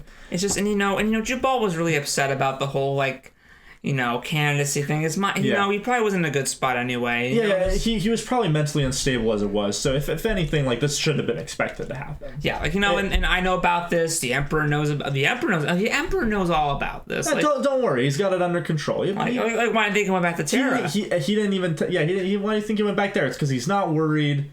He just has to set some stuff up there. Like it's really great because it's hard to tell if Horus is actually kind of holy shit, I have to bullshit him, or if he's genuinely no, this is my perspective. It's fine. It's listen. It's a bit of both. So you're that's kind of. It's Loken, listen. The Emperor, the reason why he wanted to go back home to Terra is because he wanted to find a way that these problems will never happen again. And he even says it's only when the warp, when a place is weak to the warp. So when it leaks through, this was just a specific planet where it was somehow close to the warp. This couldn't happen in the majority of places. And it's okay.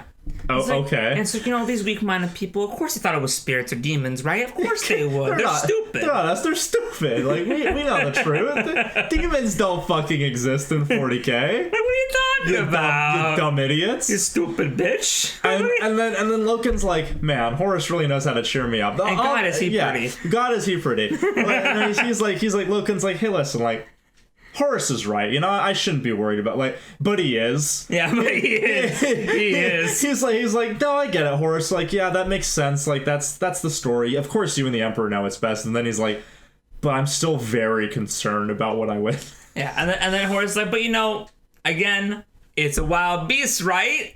And Loken's like, And then we get to book 2, Brotherhood in Spiderland. What the fuck does that mean? Well, it's actually a lot easier to summarize in a way. Spiderland primarily, well, the book, the chapter, whatever it is. Yeah, because it's split up into 3 books within the book. It primarily follows Tarvitz, right? Okay, yeah. So let me discuss this a little bit. Let me hit you with the DM. We gotta set up the planet and all that. So the only reason why Sorry. Been a long day. So they conquered this planet. This fake Terra, which is called planet like 1619 or something, or I think what's it called again? Oh yeah, it's 6319. 6319. Yes. They conquered this planet because it's the 63rd expedition, 13th planet conquered. I think is what it's That's how they do it. yeah. Yeah. So they conquer the planet. They leave one of the guys, some people there in charge to oversee the planet's reconstruction. And they're going to head out because, again, the War Master, Horus, has to go out and master some war, if you know what I'm talking about. And so, after this whole kerfuffle in the Whisperhead Mountains and Jubal just like, these things happen. He had a bad day. A bad day. Everyone one bad day. They then go off to just do the next thing, which and the closest thing is this planet, which is called 14020, but it is dubbed Murder. Yeah. So this is a planet where which initially sounds like a Stephen Moffat naming convention, but it is in fact not like that. Yeah, it's very good, and we'll talk about it. But there's other. So if they're the Luna Wolves, they get a distress call from the Blood Angels, which is another company. And it's not like all of them. It's like one captain kind of was able to go off and lead this expedition to help other people, which were the Emperor's children. Right, the Emperor's children. Yep. So the Emperor's children were the first ones to go there. And they were a small detachment themselves. And then another small detachment was sent to help them out from the Blood Angels, and now they're calling for help too. So it's a shit show. It's a shit show. Basically. It's a shit show. And why is it a shit show on Murder Cell? Okay. I think it's best to just kind of start there. And then Right. So on the planet of 14020, also known as Murder, there are these creatures... Which, you remember Starship Troopers? Yeah, this is completely a Starship Troopers. Do you remember reference. Starship Troopers? Yeah. Imagine if those things sucked more.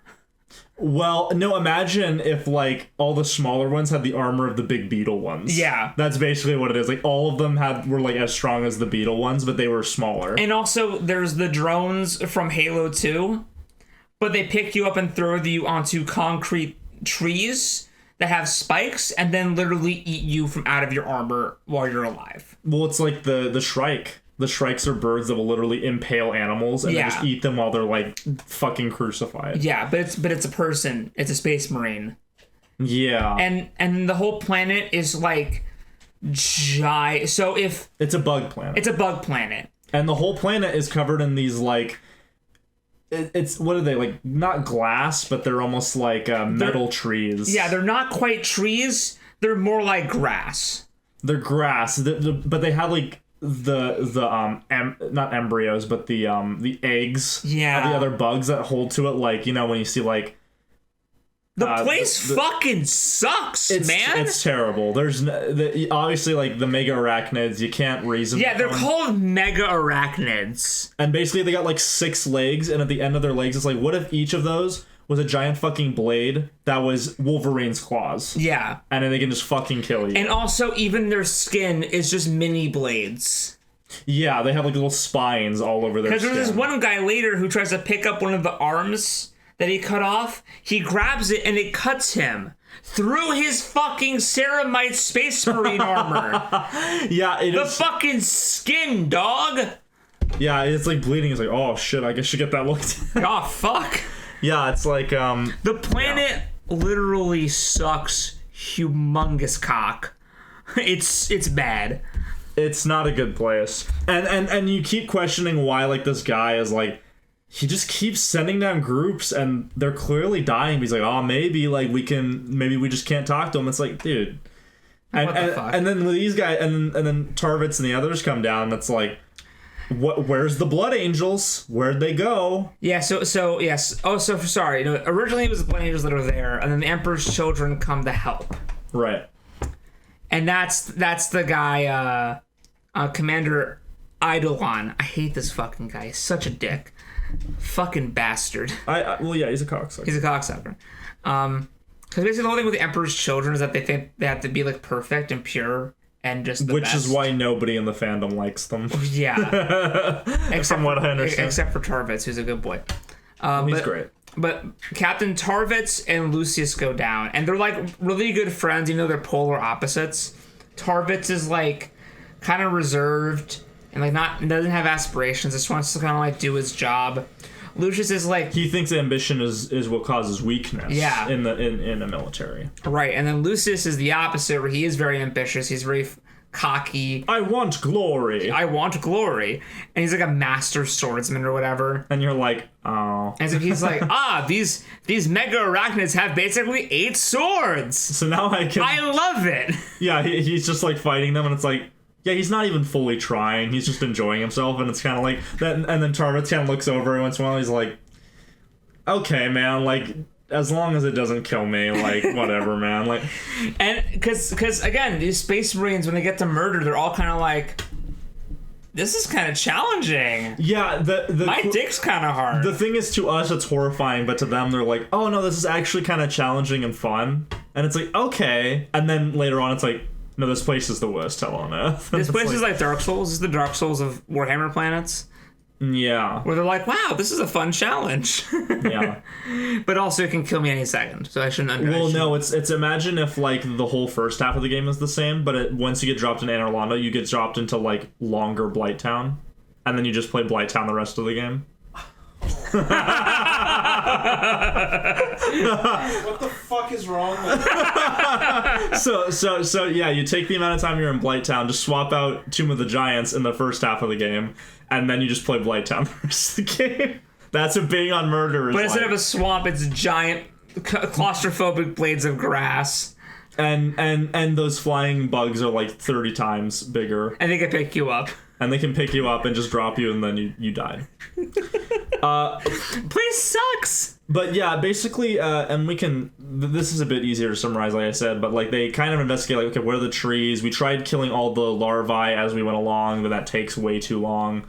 The mega arachnids are kind of just like really deeply entrenched, and then they eventually find out there's other, like the flying ones, because they're like, okay, we need to like investigate what that big tree is over there. Like, what is that big thing over there? And then they go over to the thing, and it's like, oh, they're just like impaling guys and like eating them. And this whole thing is Lucius and Tarvitz, mainly Tarvitz. And like then they find the flying ones, whose the wings of them beat, and they're like metal glass wings.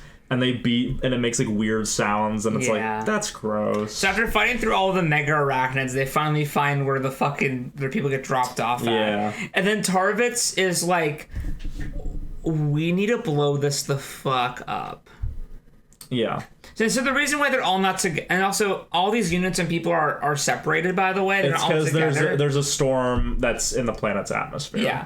It's the Star Trek plot device. That they can control, though. We don't know that yet, though. Yeah, we don't know that yet. But like, that made it a lot better. Yeah. Because I was wondering, like, wait, what the fuck's up with the trees? And then when they revealed that's like their weird, primitive, advanced technology to control their weather, I was like, that's really cool. Yeah, and so like, whenever they drop into the planet, the storm fucks them all up, sends them everywhere. But then Tarvitz blows up the tree, which causes the storm in that area to lessen. Yeah, it's not gone, but it's lighter it's now. more clearer now. They actually see the stars for once. And B, all the people who are separated all see the smoke and go, we go there. Yeah. So now we get Captain Eidolon's there from the Emperor's Children. He's like all pissed that Tarvitz wasted all those charges, even though it brought them all together. And it fucking stopped the storm or whatever. And he's like, all right, we need you to go back and get souvenirs from the people who were dead on the trees to bring back to honor them. And it's like, really, dude? And he's like, really? And he's like, yeah. You have to go back. Now. Go! And he does. And like, it's fucked. The tree's fucked, and they have to like dig. Yeah, and then as they dig, one guy digs, and one of them is like not even all the way dead, and it. I mean, one of the bugs is not even all the way one dead. of the bugs is not all the way dead. It's like half alive, and then it just fucking kills him, and it's like, really, bitch? Are you fucking serious? Why is this planet such ass cancer? This is horrible. This place sucks. Let's Oh, get and the the reason why fuck it's out of called here. murder, by the way, is because when the Blood Angels were originally down there, and they called up to the planet, their calls were getting more and more depressed, and the last call was this guy just crying, going, "This place is murder," and so it was called murder. It's Like, wow. Thanks, I hate it. Like the Space Marine crying in his fucking trench as like the mega arachnids are coming to squish him, and it's like, that's what we'll name it after. It's like, God damn you. It's like the opening to Brood War. It is. That's exactly what it is. It's like the guy just like rocking back and forth. Like that's just like, this place is murder, man. Yeah, this place sucks. And then they've gotten some souvenirs finally. Yeah, you get like a piece of that Blood Angel helmet and shit Some like Ember that. Children helmet. And, Yeah. Oh, but earlier than that, though, before they even found it, they found like a red piece of like thick glass. Yeah. And then they were like, "What is that?" And Tarvis is like, "This is the eyepiece to an Astartes helmet. Oh yeah, that's when they realize they're fucked. And it's broken out of the ceramite casing." How the fuck do you do that?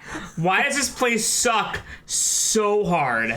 It's so great because you're like, yeah, the Whisperhead Mountains were horrifying and Jubal was fucking scary, but this place is the worst. It's the opposite. We're like, yeah, if you're watching the Whisperhead Mountains and they were fucking creeping these guys, and you go to Murder and it's like, oh shit.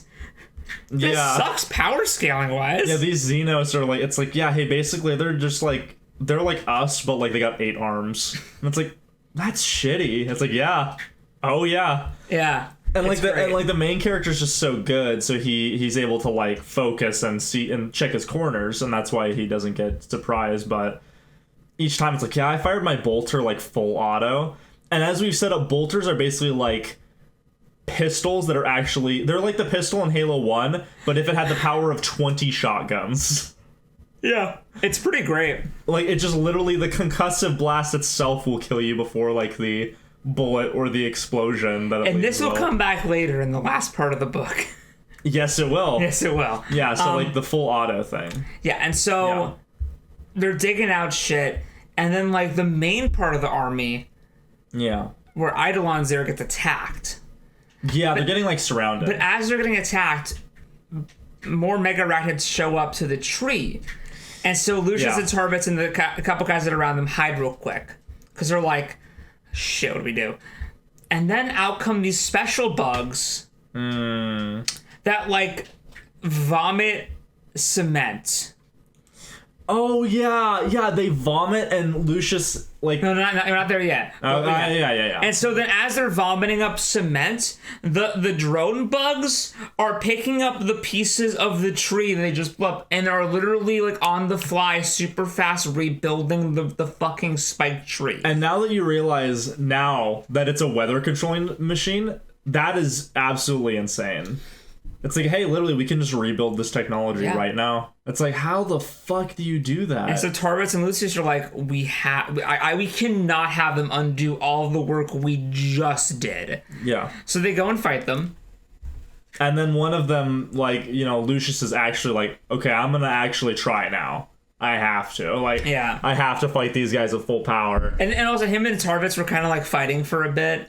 Yeah, about stuff, and then they kind of finally have now like resolved their differences. Yeah, and then Lucius gets vomited on, and the cement just sticks his hands and sword together, and he can't fucking move. Yeah, and then his entire company is like covering him because they're like, "Oh shit!" Like he's gonna fucking die. He's gonna fucking die because he's like locked into his armor and he can't move. And then out of nowhere, fucking drop pods show up from the sky. And out comes the motherfucking Luna Wolves, baby. Ciao. It was a very good Big Damn Heroes moment. And what we haven't told you is that the whole time we've been with Tarvitz and Lucius, every other chapter we've actually been back on the ship with Loken. Yes. But we thought we'd just tell you this part first because it's easier. It's now way we need easier. Rewind. Wind. And the Murder Planet sucks. So that was just a demon. I mean, sorry, not a demon. We're back. Demons aren't spirits or supernatural. They just exist, and it's a thing that happens. It's like catching a cold, really. Sometimes things just go bad. So they go back. So going back to where we just were, they get the call about the distress beacon. They're going to it. It's gonna take some time to get there. So the little wolves have some time to chill before they get to the next planet they gotta go to. At this point, Loken is okay. This is the lodge bit. I read ahead. It's recording, right? Do you want to talk about the lodge thing and how he finds the thing? So I'm gonna check, make sure everything's okay. The lodge, not the Black Lodge, not the White Lodge. We got 45 minutes left.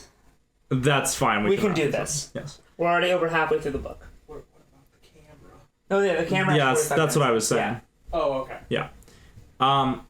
So the lodges are basically like frowned upon, like perceived to be cults in the Astartes chapters that kind of like meet up and do weird shit, and obviously that's a religion, really, and the Emperor says none of that. Yeah. So it's frowned upon. He said like no lodges, no like. The only brotherhood you need is a brotherhood of just that's normally there. But the Emperor, of course, doesn't. He underestimates like the need for the camaraderie, and so. Who is it again? Who comes to Loken? It's Alright, so what happens is that Loken is clearing out Jubal's quarters. It's Torgadon. After he's dead. Yeah. And he finds the symbol of the key, the necklace of the lodge. Yeah, it's like this wolf's necklace. Yeah, and then it's not like The Witcher. And then he's like, I love how for The Witcher only Geralt has the wolf necklace because he's the white wolf, and then in the show they're like, yeah, they all have the wolf necklace. That's great. And I'm like, what the fuck? I'm glad that it's a good show. Anyway, aren't you happy the guy who's done X-Files and Man in the High Castle is doing the Eisenhorn show? That's really good. Isn't that good? But he's going through and he finds this, and then he kind of goes and Nero Vipus, his secondhand man's there. Yeah. And he's like, do you know about this? And he's like, no, not me. I don't even know what that is. And he's like, yeah, you do. He's like, no, I don't. Like, it's like, about Fight Club. And he's like, I don't know what you're talking about, sir. So Loken does some investigating about the lodge and stuff, and when he goes back to his desk at one day, the necklace is gone. He's like, yeah, okay. And then Abaddon. Yeah. Oh, no, sorry, no, Torgadon. Torgadon shows up. The one. Yeah. I'm surprised that it's an Abaddon. Yes, but again, we'll talk about that in like $55. Yeah, literally. Fuck me. Maybe not that much. Probably not. But he is like, hey, dude, listen, lodges are chill.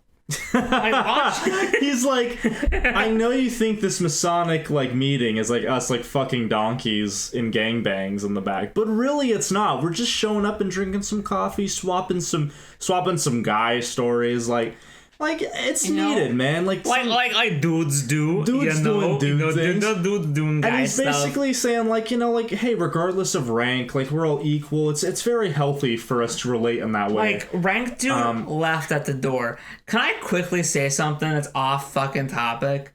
We've said many things that are off topic. Yeah. So I'm on the Warhammer 40k WH40k. Don't confuse them. .lexiconum.com/wiki/Horus_rising_ parentheses novel and parentheses. But I have ad block on, and I've been on this page for about 2 hours now. This is block. Oh, I'm sorry. The number went up. This is block 7,437 fucking ads. Do you see that number? Can you confirm? That is an accurate reading. Listen, this is why there's multiple wikis for Warhammer. It's because you need to. There are some things that I'm guaranteeing you that's not going to be on the other wiki. Don't you hate when you pull up your phone to go look at a thing on a wiki and you're hit with that fucking video of some like the who auto really is this character and it fucking auto plays. That's why I'm reading the fucking page, you dumb shit. Like Jesus Christ, it's got up again. You just have to wait till it gets to 40,000 ads. We might get there by the end of this recording. We'll at least get the 10K. I'll let you guys know when we hit 10K ads. Okay, all right. Anyway, but lodges are no big deal. Yeah, it's just kind of like, hey, bro, you're just being a little judgy. You should just, hey, if you're really so worried, just show up and hang out. And you know what? Okay. If you don't like it, well, stop. Yeah, and then you're kind of just like, okay. But like, all right. We want you to understand what it's about. And he's like, but like... And we would love for you to be a part, because I think it'd be great. Because he's like, yeah, because Sejanus is part of the lodge. And he's like, what? He's Really? like, yeah. Yeah. Then a bit, and it's like, no, absolutely. Remember the one video I did where I played like 80 of those at the exact same time? The only way to fly. Yeah, but he's like, yeah, man, just show up, check it out. And then Loken's like, but hey, but if Jubal was part of this like weird cult, it's not a cult. This you know, This weird thing, like, isn't that why he like, you know, like got possessed? And they're like, what, you mean wild beast? And then Drogon's like, nah, dude, like he hadn't been to a meeting in like years. It's because of his lack of brotherhood he got. Yeah, it's because he got jealous. Because if he had shown up to church more, he would have totally been able to handle it. It's like because if he would have shown up at like definitely not church, he would have to talk about his problems. It would have been on his mind. And it's like, oh, that's and a he very would have still been a good person and probably not. What the fuck happened to that guy's face? That's such a good joke. It's such a good joke. I like how and he's like, now Warhammer's become referencing Dogma. You know, it's very fitting. It really is fitting. Sanguinius is just gonna be Alan Rickman. You're speaking to my dick right now. So, yeah. So basically, Loken's like, well, it's not fair to judge these people if I don't at least show up. What'd you order? Some Wendy's. Oh, that's good, man. Sorry. Needed a fucking Frosty. Oh, that's a good choice. Yeah. That's the only reason why I order Wendy's, honestly. I mean, yeah. But if you want to sponsor us, I can say more than that. No, we're still sponsoring the chocolate milk from Local. It's Fresh Breeze organic chocolate milk. There you go. Fresh Breeze organic. Snohomish. Hold on, I'll grab it. That's why I got a Frosty. I was like, I also want chocolate milk, but even more. I'm sorry I ran out. No, it's okay. Where's it from? Linden, Washington. Where's Linden? That's East Washington, right? Linden, I think, isn't that north of Bellingham? I think. So like the far north. Yeah. Yeah, I think it might be. I don't fucking know. Who knows? It's far away from here, staying away from you. And so he's like, and so, yeah, Loken's like, I'm just gonna go to one of these like meetings. And then he goes there, and it's like, at first it's a little creepy because like they're all wearing cloaks. Everyone's got cloaks. Then they decloak, and they just sort of like chatting and drinking. And then it's like, yeah, we just kind of told stories and drank. And then the guy who's like kind of in charge is like underneath all of them, kinda. And rank wise, he is not above them. And then Drogon's like, yeah, dude, that's why the lodge is like, see, like you think I'd be in charge? No, man, it's this guy. Why? Because we're all friends, man. Yeah. Also, give me your gun. And it's like, wait, why? And he's like, because they're not allowed here, man. Because, yeah, man, not allowed. Yeah. Just give me your gun, Loken. And he's like, okay. All right. Then they just all... Then they kind of just chill out. They're just drinking, drink bitch. beer. Yeah, they're just drinking some booze and chilling out. And Logan's like, you know what? Lodges are cool. And then they're like, you could never replace, Sangius. Yeah, he's not. It's not about replacing anyone. It's like, no, you're here to just be a part of.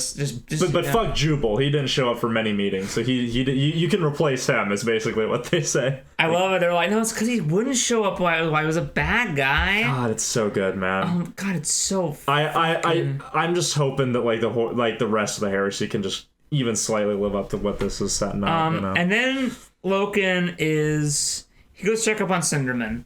Yeah. Because he's like, hey man, are you okay? Cinderman with like 3 broken ribs and more broken brain. And he's in the library reading books about like stuff related to demons.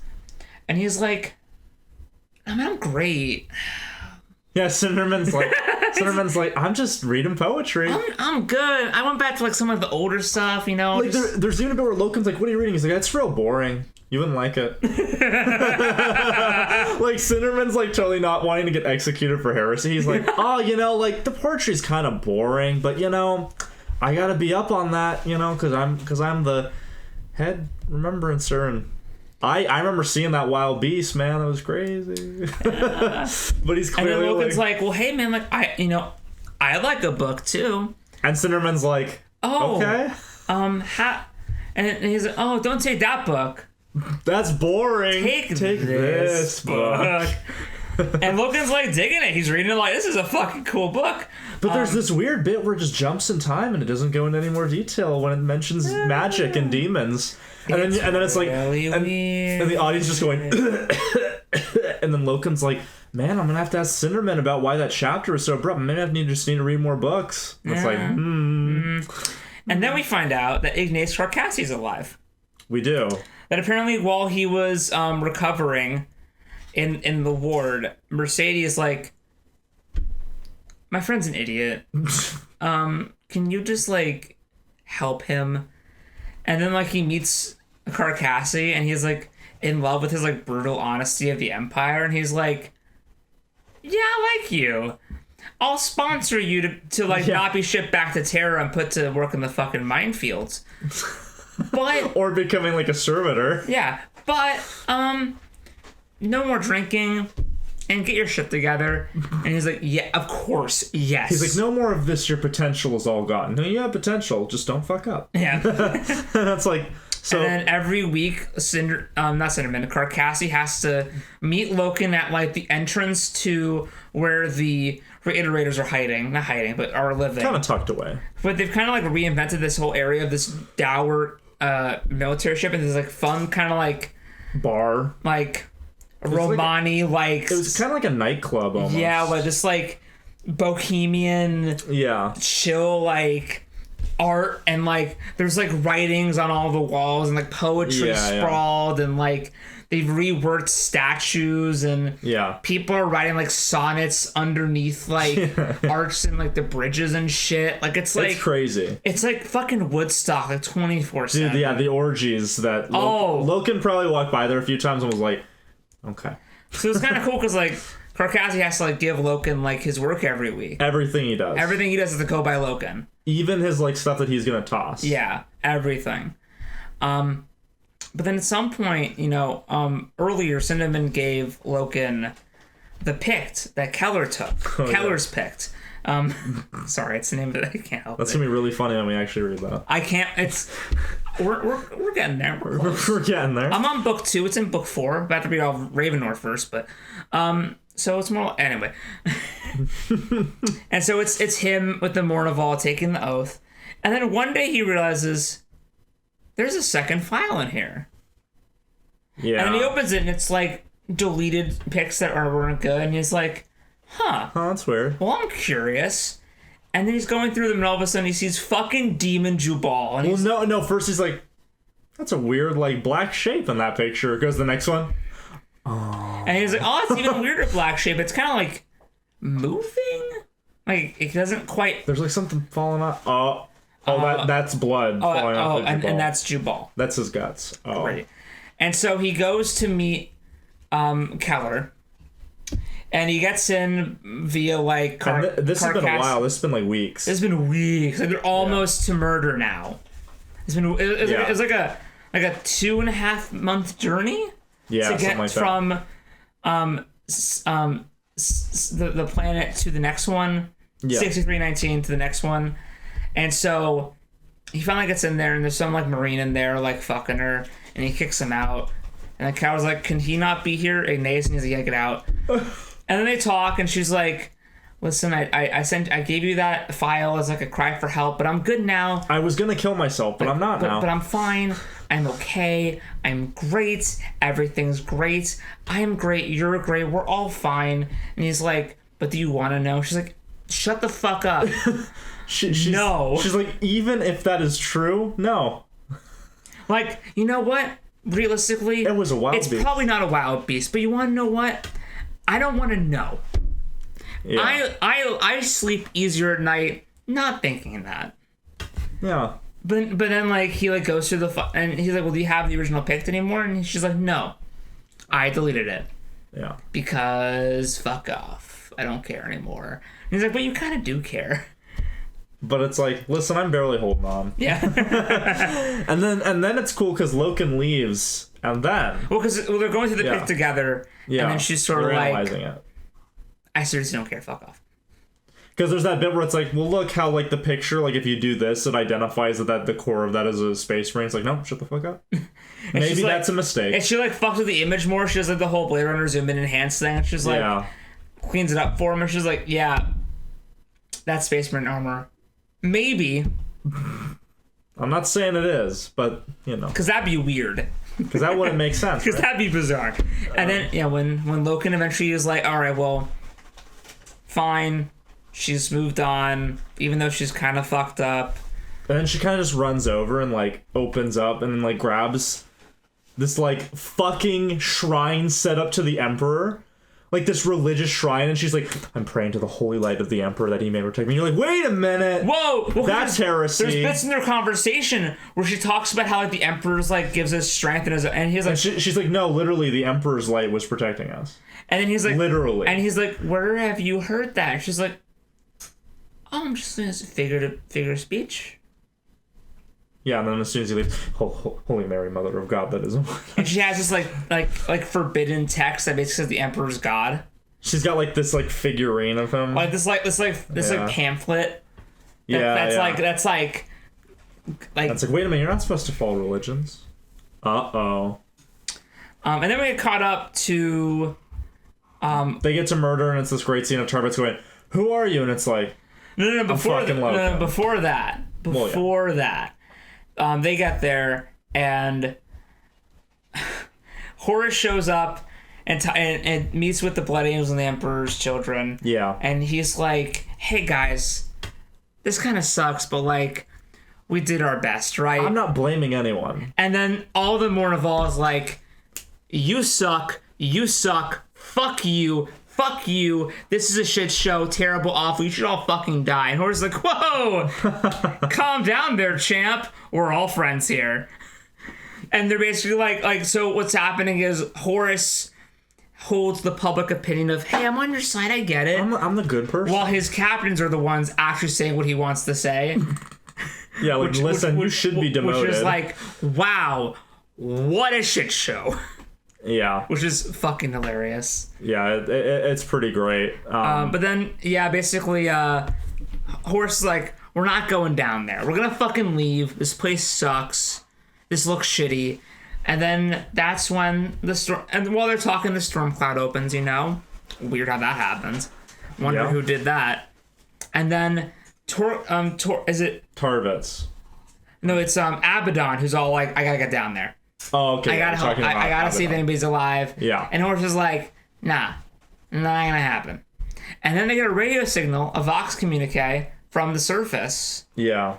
Which we know was Eidolon telling everybody they're being attacked. And then Abaddon's like, can I go now? And Horus is like, if you must, fine. Go ahead. Go ahead, man. And so that's when they drop down. Abaddon meets up with Tarvitz, instantly becomes friends. Yeah. Lucius and Eidolon are kind of like, what the fuck's up with this bullshit? And then we kind of like... Oh, and then relief forces come from the Blood Angels. Yeah. Primarch Sanguinius shows up, who has like beautiful black hair. He has fucking angel's wings. Yeah, it's Alan Rickman. And like it's Alan Rickman. It's Keanu Reeves from the end of Devil's Advocate. Yeah, it's so good. And like he's being painted up for like the funeral of all the fallen so far. Oh, they're gonna apply the ceremonial tears. He's like, no, the real tears are there. And it's like, And I'm like, wow, this guy's fucking great. And then like he thanks Tarvitz personally for bringing back the memorabilia from the armor. Yeah, he like holds the piece of helmet, and it's like, oh man, this guy actually gives a shit. And it's just this sweet, like, it's called the Angel because wings and they're the blood he's angels. Beautiful and he's long, and he has like jewels and shit in his armor, and like he's very pretty. He's very pretty. To which when my boyfriend read that was like, Loken, I swear to God, you better remain loyal to Horus. Oh well, so funny. That again, we can talk about it at the end, but we'll see. And then several months pass. Yeah. And they fuck up murder. They're going through it. Horus and Synchronous are there side by side, fighting these people. Not people. Like a legendary, like godlike battle of them destroying like all the mega arachnids. Yeah, man. We're like two demigods leading semigods through this planet of just that's called murder, rightfully so. And then in the middle of it, and okay, so to set up more things, when Horus got there, he was like, "There's a signal coming from the planet that looks like music." Oh yes. I don't understand why this is a thing. And they're like, "It looks like music to you." He's like, "Well, yeah, it's obvious. Look at it." And they're like, okay, weird. Okay. And then they get a message, and this flotilla comes in. This whole fleet, and they're like, "Why didn't you listen to our warnings? Why are you here?" And they're like, "Who are you? Who are you?" We're the Interrex.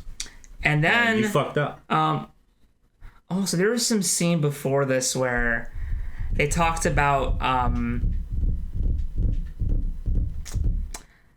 zodiac signs. They did. The Sagittarius was the most warrior-like and impressive. This like mixture of cavalry and man, the ultimate warrior, you know. This was really interesting to me because the colonies of mankind spread out amongst like the stars or the constellations, and it's like, and it briefly reminded me of BSG, which is that thing where it's like all the colonies of man are the zodiac. Yeah. So yeah, they're talking about like zodiac symbols and the centaur becoming the symbol of martial superiority. Yeah, because it's the body of a horse cavalry and then the top of an infantry. It's the ultimate combination of warrior. Yeah. It's like the strong thing. I think it was Horus talking about him as a kid. Yeah, he has this scene where he talks about the fucking emperor like as like his dad. As his dad. It's and such a good scene. And Loken's like why is it not in the summary of the book? Anyway. Loken's like has that moment where he's like, it's always like weirdly like awe-inspiring to hear him talk about the emperor as dad or like his father. It's like, what the fuck? Yeah, I think it was like, and so then these people show up. They're called the Interrex. This is my father taught me everything about the Force. Because now we're in part 3 called the Dreadful Sagittary. Yeah. Aptly named. The shortest part. The shortest part, but definitely does not lack for substance. Let me tell you that. This part's great. So basically, this is the Star Trek episode Subverted. It is. It is. As the Picard speech did not work this time. Yeah, it did not. And it's sad. So we find out that the planet of murder is and it's an exile planet. It's an exile planet. It's like a prison planet. Where the Interrex are this other empire of humanity. And we don't know how big they are. I don't know how big they are. They're just very advanced. But they basically they're like Eldar this level. is their planet. We'll talk about that. Yeah. This is their planet where basically if there is a foe that they have fought and defeated that cannot be reasoned with, they will exile the planet. Take a bunch of prisoners, send them to this planet. And then to which humanity goes, you were able to take mega arachnids prisoners? And they're like, yeah. And you're like, wait, excuse me, the fuck, what? Excuse me? They're like, yeah. Like, You know, yeah. we gave him a chance to start again. It's like, what the fuck? Like, are you serious? What You the didn't fuck are you talking And about? then, like, I think Abaddon's like, you didn't just kill them all? He's like, that's fake Endgame. And then everyone's like, can you... Okay. Yeah, and yeah, they are, and you kind of start to see that because the Interrex are super advanced. And they are allied with other Xenos. Yeah, they have another species. There's the squat little potato guys from Doctor Who there. You thought the same thing. The I know Sontarans, you. yeah, they were basically Sontarans. Yep. They're there, and also like whenever the Interrex are speaking, they have like music playing Yeah, which to is help make language more universal. well, they had music as their core language because mathematically you can communicate across any culture if they can break down mathematically what it's saying. Yeah. And Horus, being like demigod, was able to kind of understand it. Yeah. But they pretty much have one at all times. Translating And so whenever Horus is meeting with like the ambassador for this race, and they say his title is War Master, the music doesn't quite know how to like comprehend. There's like a high like screeching note that plays because they're like War Master, and they kind of see the Imperium as, rightfully so, very barbaric and warmongering. I mean, they're warmongering. like the main guy's title is War Master. Yeah. And they're like, that's kind of fucked up. They're and like, I'm like, they're like, let us deliberate. yeah. Lots of deliberation. And so, Abaddon and Eidolon, I know, are kind of like, we should just kind of kill them. Right? Like, we should just kill these guys. Let's just enslave them, take their technology. And then Aura's like, no. Let's try to broker peace. And just bring them in naturally without fighting. We don't want another fuck up like the Whisperheads and Murder. We don't want that. I can't make any more fuck ups. You don't understand. I do not get it. And also, at some point during this, while they're deliberating with the Interrex, and while they're waiting to move on, Chaplain Erebus from the Word Masters, I think? They're not saying it specifically. Cocksucker. The Word Bearers. Erebus is first chaplain of the Word Bearers, which is another legion. Yeah. He shows up like, hey, I want something, but you guys are busy, so I'm just gonna like advise for now and just sort of like chill. This guy was sus from that on. Like, I was immediately like, what the fuck is up with you? Like, I don't know why I just don't. To be fair, for me, I heard word bearer and I was like, fuck this guy immediately. Well, just because I know things. Well, yeah. So I was insta-sus on this motherfucker. Yeah. But it was still just like... But he made himself so non-suspect that I forgot about him after a while. No, but that's why he was immediately suspicious. Because he was like, hey, I have something I want, but I'm fine with just kind of observing, and I'll help you guys out when you ask me to. And I'm like, who wants to like blend in that much? He's like, I know you're busy. Who shows up like out of the blue and goes, hey, you should really listen to me, but also like don't bother yourself with what I need right now. I'm like, you are a fucking plant, and I was right. You are sus. And so they sort of slowly going back to their home planet, or not home planet, one of their like dignitary worlds, kind of like they're kind of like one of their like their trading outpost worlds, like kind of like their border worlds, to just kind of like talk business. And this place is like lavish as fuck. And we'll talk about like getting there and everything. Just the Interrex's whole deal. Yeah, man. Yeah, well, again, they're highly advanced. They kind of got this whole it is kind of that cool. It kind of reminded me actually of like the Imperium being the Romans and these guys being more of the Greeks. Yeah, because they're like way more like looks obsessed and like they got way more of like an emphasis on that, and they do have like the cyborg, like not even cyborg but robot horses that are basically like representative of the centaurs. Yeah. And so then you're kind of like, oh, okay, I'm kind of getting the symbolism that's at work here. And like, so there's these like bipedal like things walking around without heads, and they kind of carry stuff and move stuff, and then you find out that like the people can like jump onto where the neck would be. They're like mechs. And then become centaur people. It's legitimately like the dumbest but also coolest like sci-fi thing ever. It is. It was that Tau energy. Yeah, shut up. Hey, I'm either shitting on them or I'm fine with them. You will never know until it's time. And this is actually when the bit happens where the Horus is talking about the time where his dad talked about, make no mistake, and those stars will be ours. I pointed to like the sky and stuff. Yeah. And Horus is just Thanos from Infinity War with like the constellation. And he still like blames himself for Sanguinus' death. Like he's still fucked up about that, and just like and so it's a very human moment from Horus. He's clearly like sick of war, wants peace. So he's like, man, these guys are kind of cool. I know like they're friends with Xenos and stuff, but like, and then like it's so fucking depressing from this point on because it's like, oh, Horus, a person who wants fucking peace. Oh wait, what's the title of the fucking series? And you're immediately like, wow, thanks. This is gonna go to shit. And so,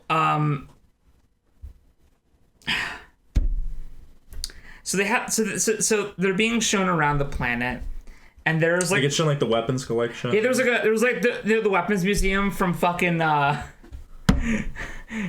Demolition Man. It is that. It's like the Museum of Murder. Listen, we had in the Doom font. We had an extensive Starship Troopers reference. I think this is fine to have a Demolition Man reference. I agree, and like even Abaddon and them are all like, wow, they're showing off the fact that they're so beyond war that it's a museum now. But they're also like, wait, you consider these weapons like not useful? Where it's like that's weapons like ridiculously powerful. It's like, yeah, well, we don't really need it, and it's like. What the fuck are you talking about? And like, it's funny because they have bow and arrows. Yeah. And then the captain's kind of laughing. I go, that's ceremonial. No. Wrong-o. That's a mistake. That's a secret that will help us later. And so Horus is meeting with one of the main guys. Yeah. Having a dinner, shows up without his armor on. Because he's like, hey, man, I get that you think that we're warmongering people, but like, hey, I'm going to show up in my armor. We're just going to chill, have a nice dinner, have some steak, you know what I'm saying? And we're going to chill. Gotta get some steak in me, you know what I'm saying? And so Horus shows up with his crew, which is Loki and some other guys. And then he has the other guys, his own people there as well. Yeah. And Logan's like just walking around, chilling. And he meets up with one of the Interrex guards. Yeah. Because Logan's, there's like this case has a book in it. It's and just like it's open, very interesting. Yeah. And he's like, huh, this looks, and reads kind of like what happened to me at the Whisperhead Mountains with when he reads a quote and it's like, oh shit, that's almost the same exact quote that was in that book Cinderman had. Yeah. What the fuck? And then he's like, wait, and then what? What's and then the guy shows up, this guard, and they're talking, and then Logan's like, what's this chaos? Yeah, he's like, oh, about? So yeah, of course, chaos, the warp, and or the immaterium. And then Logan's like, what's chaos? And the guy's like, He's like, wait, you guys don't know? You don't know what chaos is? Oh no, I thought you guys knew. Is this still recording? Yeah, I would make a sound. Okay, I'm so scared. It's like, oh, I thought you guys knew about the chaos and the warp. And Logan's like, what are you talking about? He's like, oh shit, if we had known you didn't know. Oh god, 2319. Yeah, and then the guy's like, oh, we were like, 6319. Well, yes. But the guy was like, yeah, we thought you guys were kind of sus, but you just don't, man, that, I'm not trying to be rude or anything, but like, and Logan's like, no, you should tell me more about what this is, because like, yeah, I will, but because I'm really interested, and they're kind of hitting it off, and he's like, you should tell me about what the fuck you're talking about, because this I might have there's no fundamental evil in the galaxy, and the guy's like, yes, there is, and it's called chaos. It's like, listen, what the fuck are you doing? And he's like, yeah, man, dude, like, we know about the chaos. The Eldar warned us. And you're like, what the And Logan's like, what the fuck's an Eldar? Yeah, what the fuck is the Eldar? And it's like, he's like, I don't have time to explain that to you. Yeah, I don't have time to explain what I don't have time to explain. I don't have time to explain. Listen, we need to make sure. And then suddenly he like gets a message over his Vox or the equivalent technology. He's like, oh, yeah, I understand. he's like, hey, Loken, you should give me your weapon. And he's like, Loken's like, why? why would I do that?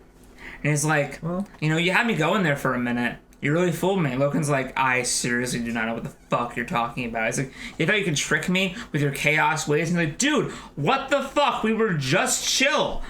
And the guy's like, and then they start fighting and shit. Yeah. And Loken basically like just kind of knocks him, like he cuts off his hand. he wounds him. Yeah. And some other guards show up, and he's like, take him to medbay now if you want him to live. Yeah. And I'm like, Loken, you're such a good boy.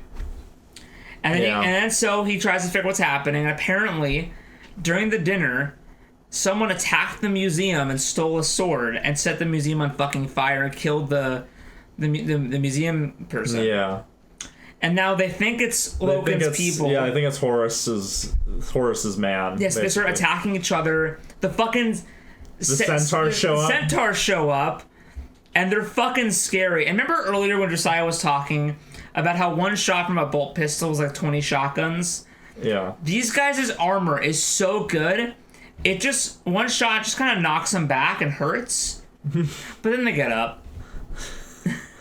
It's pretty fucking ridiculous. It was that point where it was like, he's like, oh yeah, if I don't like fire full auto, it's just like not doing shit. It's like, oh god. It's a thing that I can kind of knock them out, but like shit, dude. The Eldar told us about this. So now they're all fighting. Horus is pleading for like a ceasefire. He's like, dude, what the fuck? I thought we were chill. And Loken's like, yeah, I did too, but like we have to fucking go. And then finally, like, Horus gets, like, shot with an arrow. And he's like, okay. And he's like, you know what? I'm fucking done professionally. And so then Loken, they had this glorious battle. We're like, and Loken's like, I will always remember him like this, beside me, fighting with us, with these, like, great warriors. And despite everything that happened after this, I will always remember Horus in this moment in his true glory. This should have been something that was written about in poems and tales and histories, but... Sadly, no one will know about this moment but me. And basically saying, like, sadly, this will not be regarded as that because of what happens after this. Yeah. And it's like, oh, shit, what a tragic ending. So then they leave the planet, Yeah. and they're kind of like, well... Guess peace doesn't work. Well, I'm War Master, so I gotta do other stuff, but I'll draw up a campaign plan for this later, but I'm done. we're getting called off to this other planet to go do some stuff, and maybe Malgahurst was right, and people kind of don't see me as a real War Master yet. They kind of see me as like some kind of like upstart guy with my roughnecks. I mean, Luna Wolves. So rename him something more onerous, like Sons of Horus.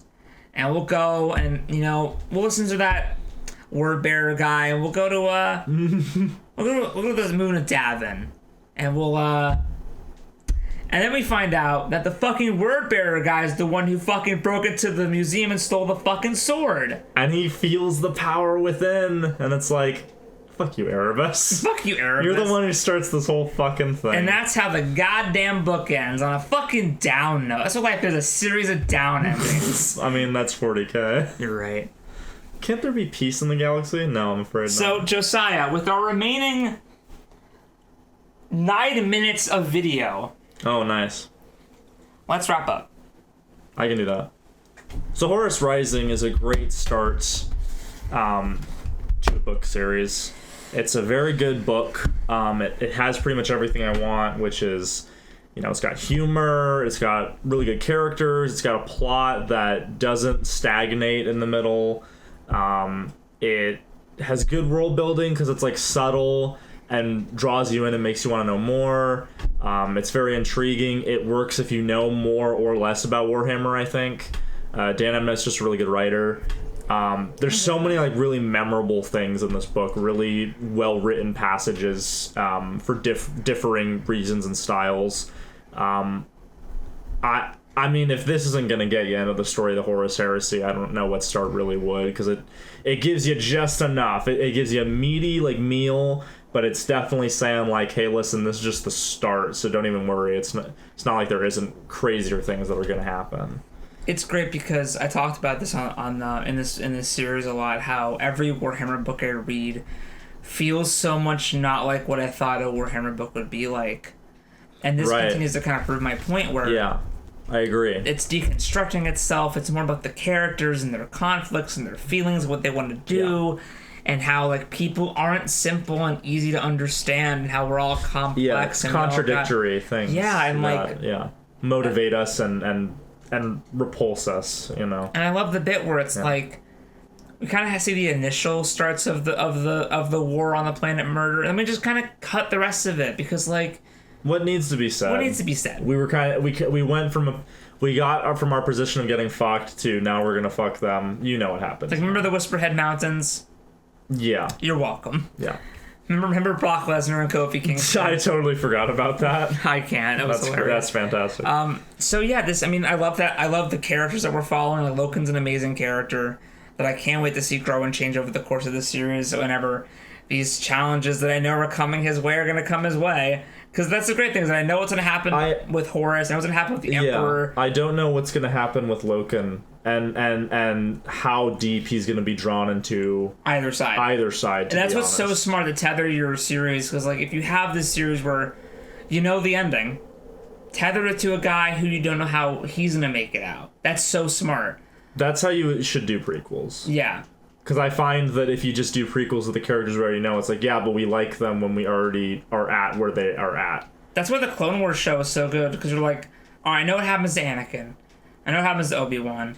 But this Ahsoka person, yeah, what happens? I mean, they eventually fuck that up in Rebels, but we're not talking about that though. But yeah, no, I'm saying just the clone. We're not talking about Book 35 of the Horus Heresy. I mean, that's what it is, isn't it? Yeah, exactly. You have a character like Ahsoka Tano, and that's so funny that Loken is the Ahsoka Tano of this. He is completely series. He is. Or like again, you know what's gonna happen with everybody around them, but not that person. Yeah, and again. I'm usually very resistant to the idea of the journey is more than the destination, but since we already know the destination, I'm really kind of fascinated by how the details are going to get filled in, because even if I know certain Primarchs and their chapters go to Chaos, how the fuck does that happen? Yeah, well, also because like in the context of the destination, because we know Horus mortally wounds the Emperor, but like what leads, like, it's kind of like in Harry Potter, spoilers, like Snape kills Dumbledore, but why? The why is so important, and the reasoning behind that's so important, which makes that. So even though when people spoiled that for me, I was like, but then when I got there, I was a bit more intrigued. I'm like, well, there's more behind that than just it happening. Yeah. It's the reasons all behind it. Correct, yeah. Which is way more important than, well, it's as important. Yeah. But it makes it more interesting. So this is, again, a fucking phenomenal first book.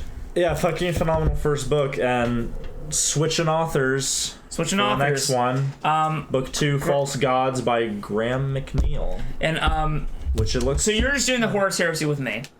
Yes, and maybe other books as well along the way. But I'm gonna try as soon as possible to start reading these Space Marine, Ultramarine books by Graham McNeil to get more of an idea for his writing style, hopefully. Because I know he writes a lot of Horus Heresy, so. Graham writes a lot of Horus Heresy. So I'm going to start that pretty soon, probably after I read Eyes of Horn. But I've been Sal. I've been Josiah. Thank you for this extra long escape pod. I mean, we had to set up everything, so. Warhammer's always going to be a very long podcast. I don't know what you mean. We should only cut 5 things from this and then upload it. Honestly, yeah. To be honest, let's be real, man. We want to get these out, People it's fine. Oh, also, the music is brought to you by Officio Audiorum, who's a wonderful guy with a wonderful channel who does wonderful music.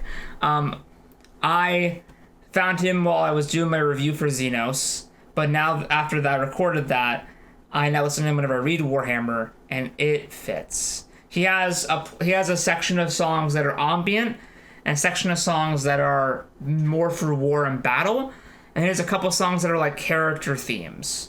And also check out Music of 40K, who does a lot of those ambient tracks too, like the distant battle sounds that give you a good soundscape for when you're reading the books. They're not in this video, because it's all No. beneficiario. But also check those people out. But also check those people. But we'll message them. Maybe, who knows? Who knows? Who knows?